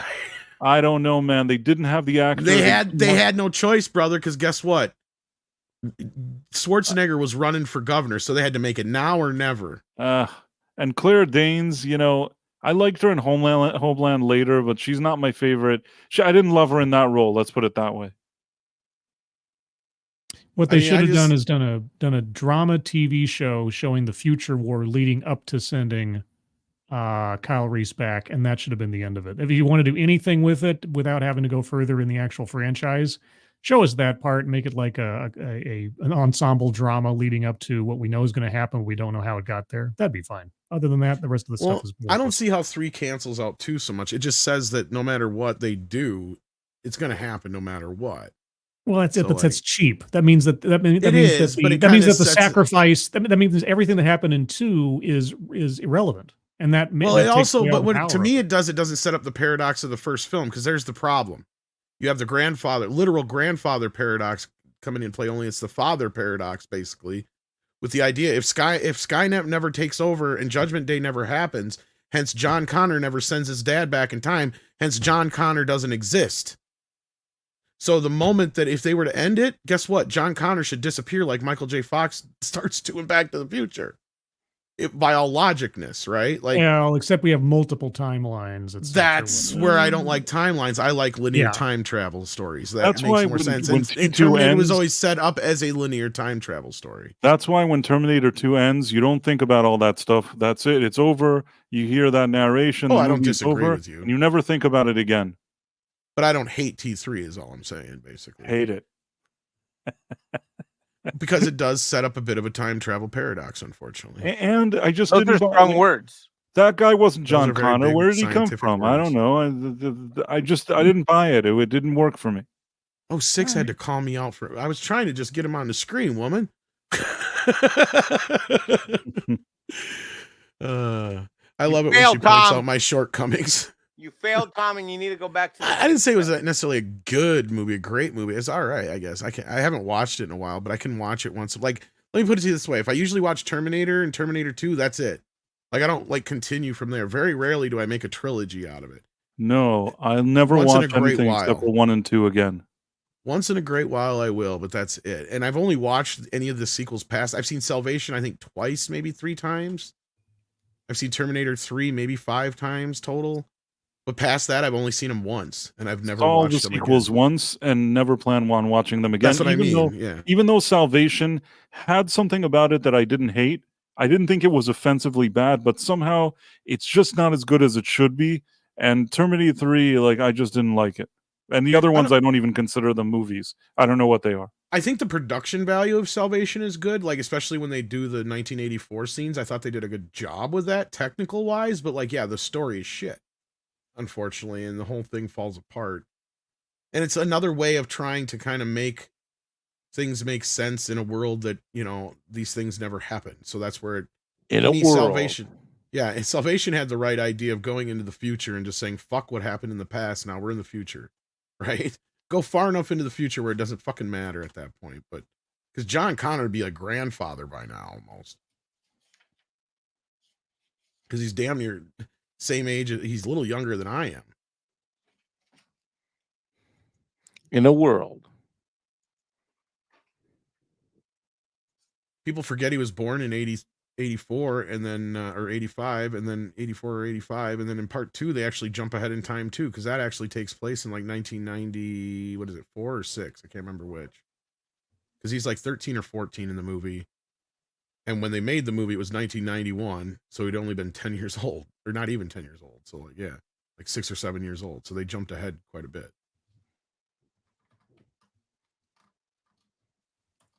It wasn't supposed to be that long before Judgment Day actually happened or whatever. But anyway, Scott Hughes sends in 5 and says, hot take that will make holes mad. Holes mad? A hose or holes? T2 doesn't stand up. Too many plot holes. Oh, he does mean holes. Nonsensical aspects that destroy the rules. T1 is far better. Well, T1 and T2 are kind of like Alien and Aliens. Yeah, and T1 is a Same movie. simpler linear movie. But they're the same movie. That's the argument I've made a million times over, and people hate it when I do. But then when you watch it again, you realize that, oh shit, Tom was right, because they literally take every scene, every line, and they just shift it. So instead of Reese saying it, it's now Arnold and sometimes Sarah Connor saying those lines to John. John takes on most of the Sarah Connor lines. Instead of a disco, it's in an arcade. You still have it ending in a factory, but it's a much bigger steel factory. You have the chase at the end on the bridge, which is like the chase with the truck, all that kind of business. The Skynet scene is supposedly is just like the cop scene in part 1, right? The breakout scene. Like they're all it's all the same story beats, the same events basically happen. It's just the roles are perspectives are switched. changed. Yeah, that's all that is. And that was intentional from Cameron. He knew, because his whole idea was to make the movie familiar enough that it was more or less like the first one, and just with very small subtle changes. And that's what he did, was reversal.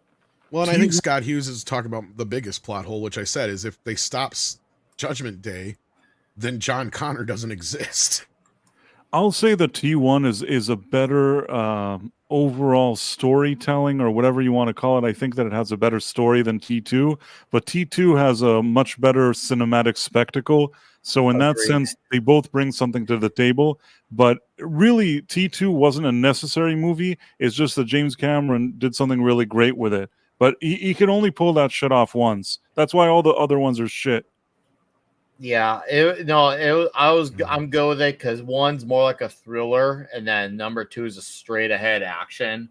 And for me, And it's basically everything a sequel is supposed to be Yeah. in the 80s. It's an 80s sequel. It's like the ultimate 80s sequel, even though it came out in 91. 91, yeah, but it was filmed in like 89 into 90. No. I just mean in the tone and the way it's put together, right? It's because that's literally what sequels were back in the 80s. It was like, give me the same movie, just bigger and more explosions. That's and in this case, you had that, they shifted Schwarzenegger to the hero role because he had become the biggest star on the planet since the first movie. I mean, there's various reasons why they did that, but that was the number one reason why they did that. Even though Arnold never wanted to play the bad guy to begin with. The only reason he got the role is because when he went in for the audition, because the studio forced him into going to the audition because Conan had been a big hit. So, like, you got to see Arnold Schwarzenegger. He's a good possibility to play Reese. And James is like, this guy can't even fucking act.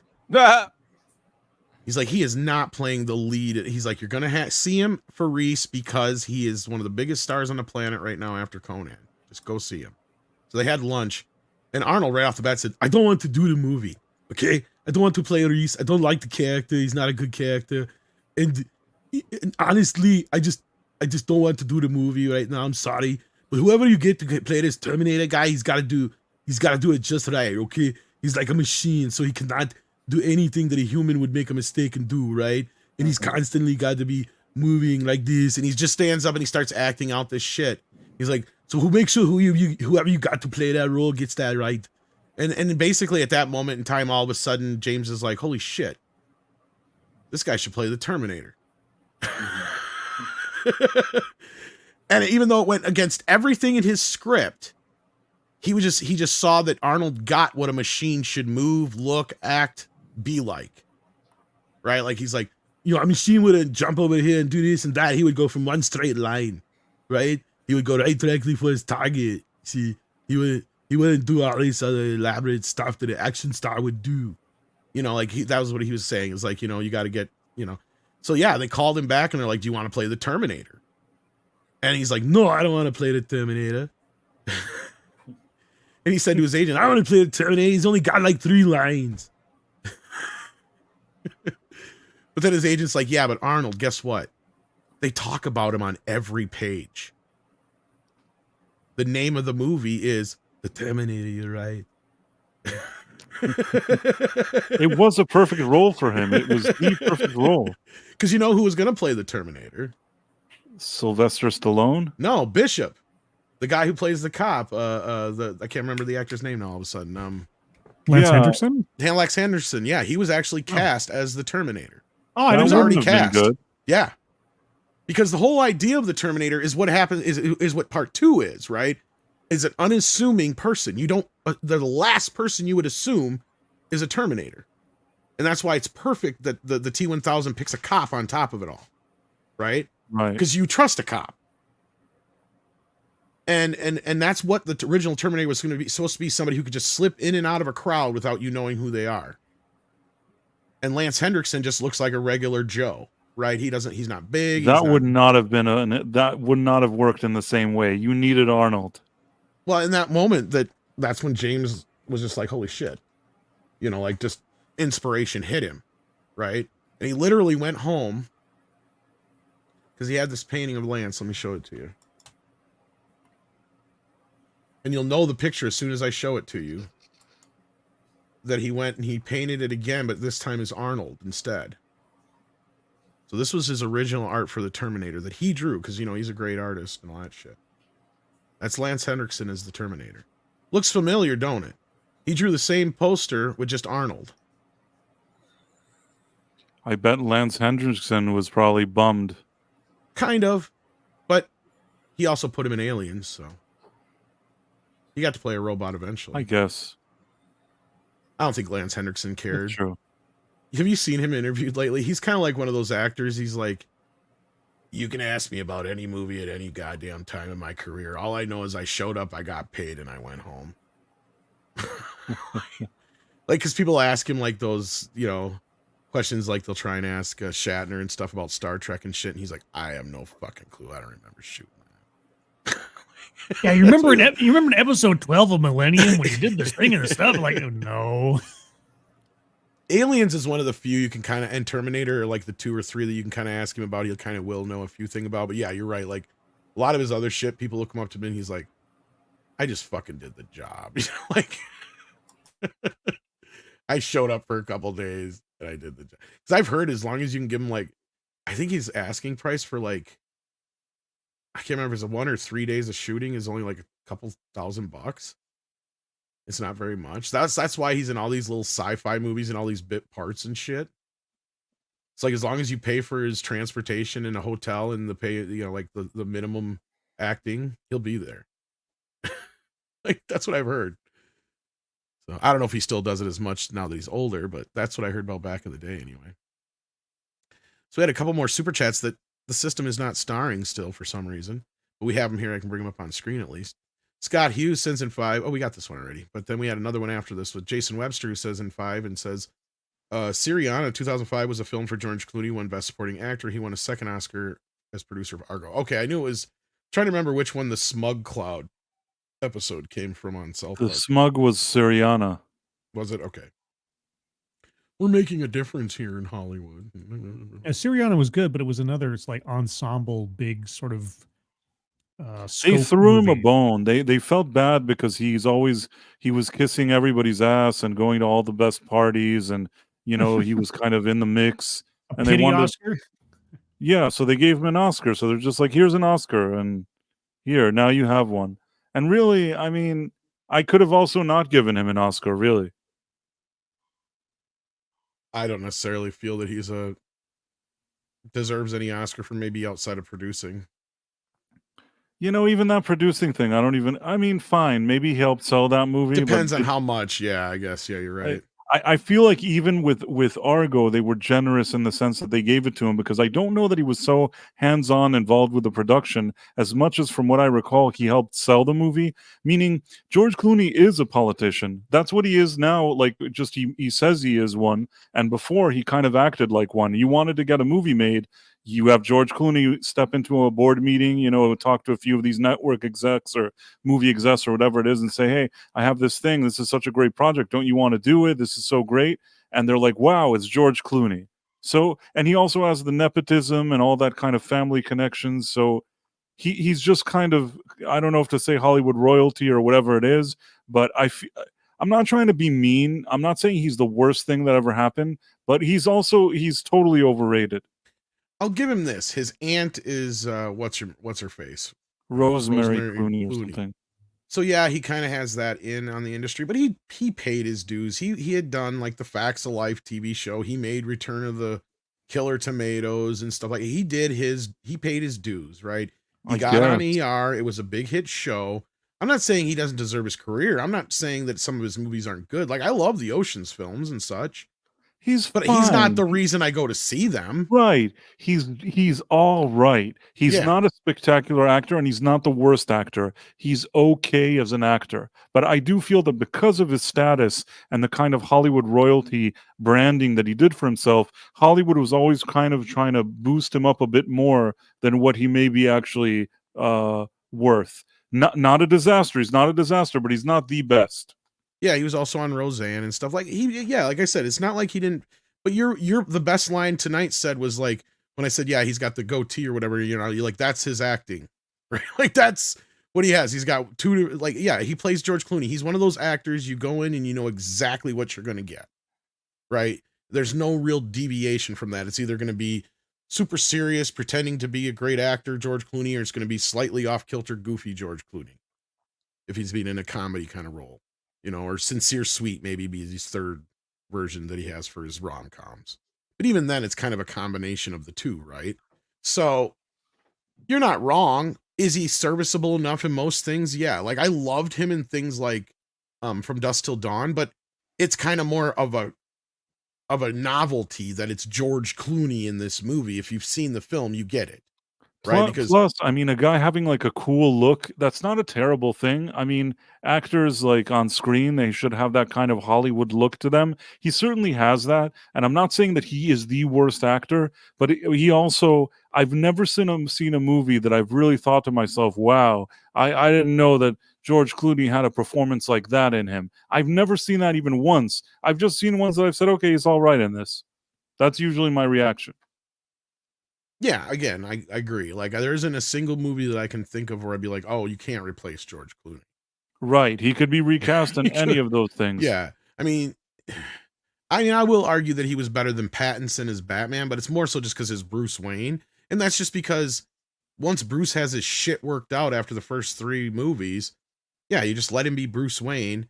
And that's kind of what George Clooney is, right? When he's just kind of being Bruce Wayne. But he also, it was unfortunate for him that you had Michael Keaton, then you had the shift to Val Kilmer, who I thought was decent and I was somehow willing to put up with. And then they're like, we're recasting again, and now it's George Clooney. And at that point, it's like, you can't recast him every movie. Yes, theoretically you can, but they didn't reboot the universe or anything. They had Chris O'Donnell come back, and they had, I think, the same actor that plays Alfred come back. And it's like, how many times are you going to shift around here? It's just getting shitty. And it's not like the movie was any good. The movie was shit. That was politics, unfortunately, because it was Val Kilmer. He said it's either me or Schwarzenegger, and the studio's like, bye, Val.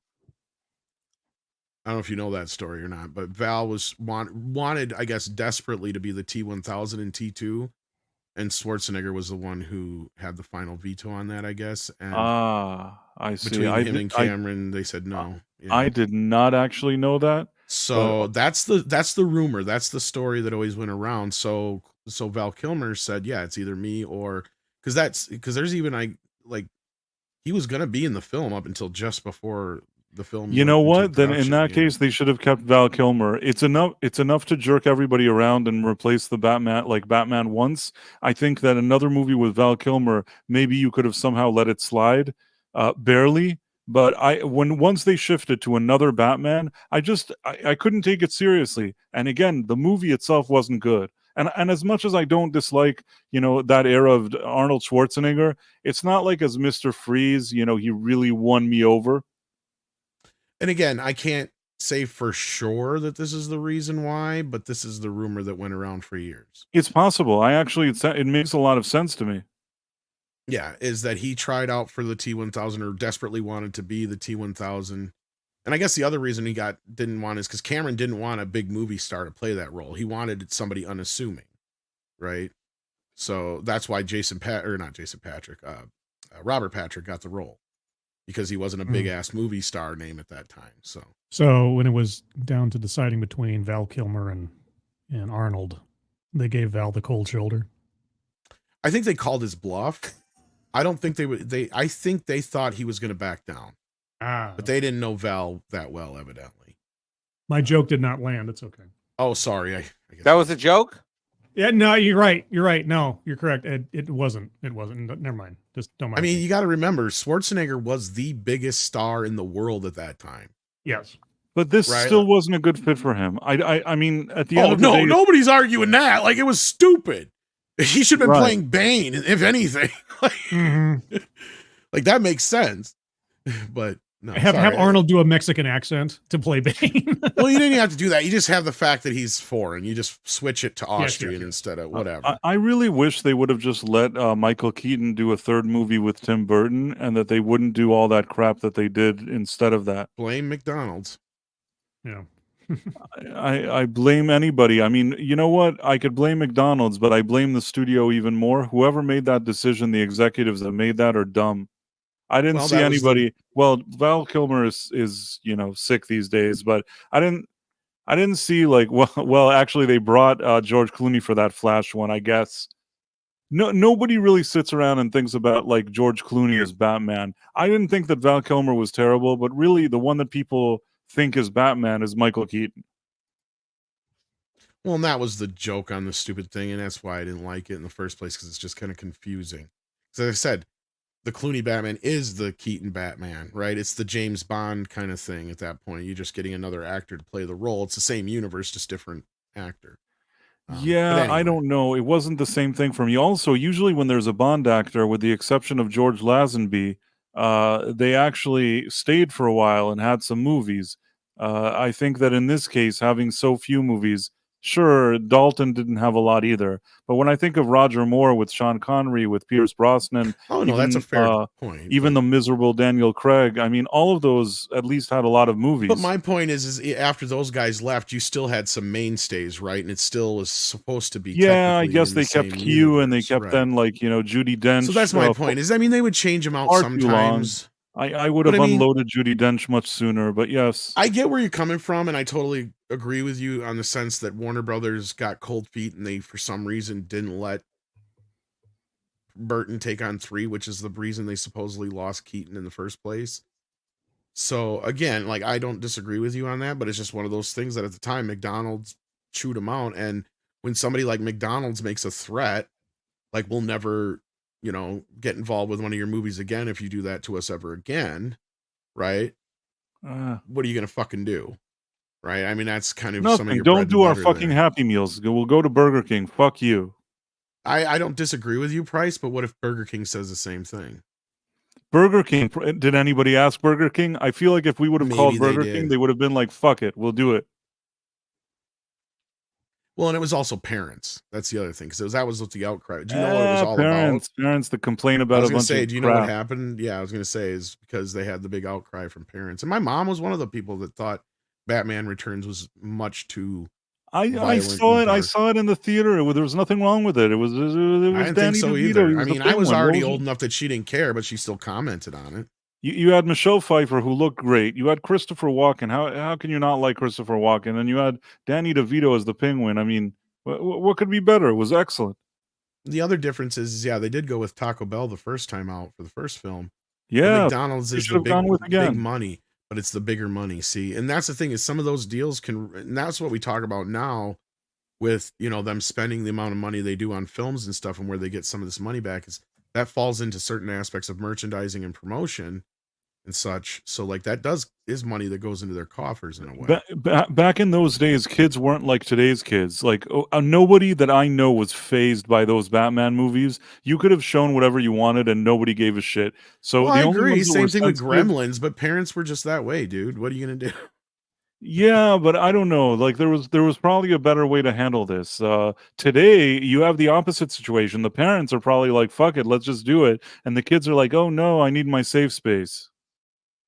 Hey, are you making fun of me for saying safe space at the beginning of the show? I see what you did there. All right, well, we're gonna get out of here anyway. I love the convo, but yeah, we're I don't like dragging the show out much more than 2 hours. I'm sure Mikey's got stuff to do. I know Scribe's got to be leaving. I'll be up all night with Nick's got a show here in a few minutes, so I'm gonna let him go first. Sure. Yeah, Toxic Tuesday in about 15 minutes. The Magnificent Seven. Let's go. It's gonna be diabolically huge. You're gonna definitely want a Marlboro by the end. Oh yeah. And that's not even a sex joke. It's a deep cut joke. If you guys are old enough to remember, the theme for Marlboro cigarettes before they stopped doing commercials was the Magnificent Seven. Same thing. Right. So yeah, cowboy. Slide on out of here, but it's been good, and thanks for having me. And you'll hear all kinds of tidbits like that tonight on Toxic Tuesday. I'll see you guys in a few minutes. Okay. Nick, you're going to be getting a DM from me. Sounds good and romantic. You're gonna be slipping up in his DMs. Oh my. Yes, indeed. So what do you got going on, Price? You got anything going on tonight or later? Yeah, I have the Night Owl at 11:45 p.m., which you can watch on either my live channel on YouTube or on Rumble. And by the way, thank you to people that helped. The channel is now over 500 subs, the YouTube one, like my second channel, and I applied for monetization, so thank you to everybody. And if you still want to follow me there, it's always good to add to whatever is going on there. Cool. All right, well, thanks for being here. Scribe, what you got going on? Well, I got my regular Thursday show at 6 p.m. Pacific, 9 p.m. Eastern called TED Excellence, where I take a look at TED and TEDx talks with TEDx Bingo, trying to learn something and trying to, hone our critical thinking skills about different subjects. And I have my ongoing series called Living on Borrowed Crime, where I interview and or have discussions with YouTube true crime content creators talking about the genre or specific cases and things like that. So if you're into that kind of deal, check out my show, Living on Borrowed Crime. And yeah, that's about that. I was wondering how many times you could work TEDx into that whole thing there. Well, I TEDx, try to pound it home as many times as I can. That's what she said. Yeah, I know. Yep, until it just gets raw and sore, Oh my, Mikey knows all about that, don't you? Hey, you zip you it. get a lotion for chafing, right? Well, I actually, in my experience, the problem with the lotion is it just leads to more chafing. Hold on. You asked the question. Let me answer it. Okay. Cocoa butter works best because it not only heals, but it greases you up for round 2. And that's why you stopped me. Damn it. I'm sorry.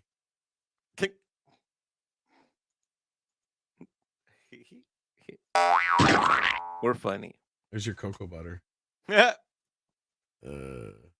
Hopefully you don't have any cocoa allergies. No. Are you kidding? I love cocoa butter. Look at this. You can't sue Disney afterwards if you do. Check out my vacation. Tom, watch this. Okay. See, we know I'm Mexican, right? Okay, watch this. Yeah, you're looking good right now. Look at that tan. Nice. Look wow. At that. Wow. He's living up to the pre-vacation, post-vacation. See, you stayed in all that time to try and get white, and now to live up to your birth certificate. Now you just stayed out in the sun for a week, and look what happened. 2 weeks. Now you can stand out behind a Home Depot and get hired. Like, just so you know, Tom. Just so you know, Paul Chatto came to visit me before last month, right? He did. So you are now speaking, Thomas Colness, to the newest member, the newest golf level full member of the Hilton Head Country Club here on the island. He got you to play golf, huh?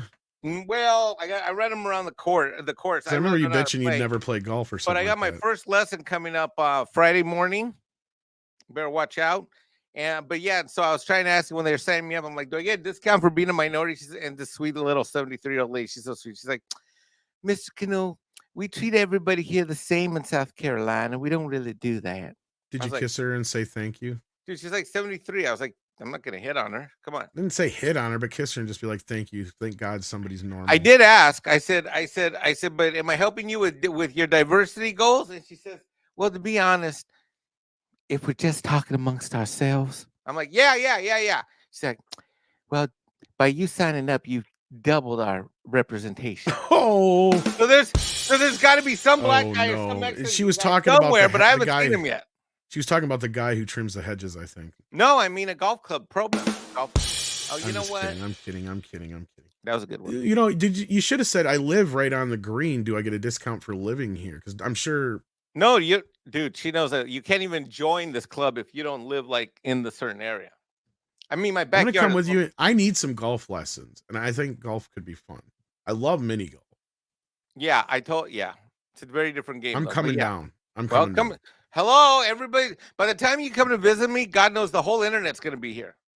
I'm going to be there soon so I can learn golf with you. Sweet. And you leave Andre doing Midnight's Edge in the morning by himself. Golf, tea time, man. You can't fuck that up. And then we can go to the country club afterwards for lunch. Right. For lunch and supper. That's right. You can't screw up your tea time, man. But yes, check out the it should still be pinned comment at the top of the screen. You can get in on the thing expanded. I know Scribe, you said you're going to get in on that. It looks pretty good for those fans out there of the movie. They even got John Carpenter involved. It looks really good. Yep, I'm going to get the deluxe edition when I get my next paycheck. There you go. See? And if you get it through us by using that link, you help us out a bit. We get a little bit of the... Oh, okay then. I'll do that. No, these are the same people that made the In Search Of documentaries and Aliens Expanded, which just recently the digital version was dropped. And the physical version is coming soon. That thing's like a 4-hour some documentary. But yeah, these guys do pretty good work. I don't agree with all their politics, but they do some good work. There's sometimes they get into some of the politics stuff, you know. But anyway, with that, we have our Mexican representation taken care of. We had no Canadian representation tonight. Yeah, we have enough of that. Yeah, well, we had a Mexican here. They're scared. Canadians are scared of Mexicans. That's what I hear. That's why they put us in between y'all. Yep. That's right. So with that, we're going to get out of here, kids. That was a joke, but it landed flat. But Mike's birth certificate says he's white. Hey, zip it. I'm working. I'm trying to get a new one. Sorry. With that, let's get out of here. What do you say? Yes, sir. I got molested in the little boy's room.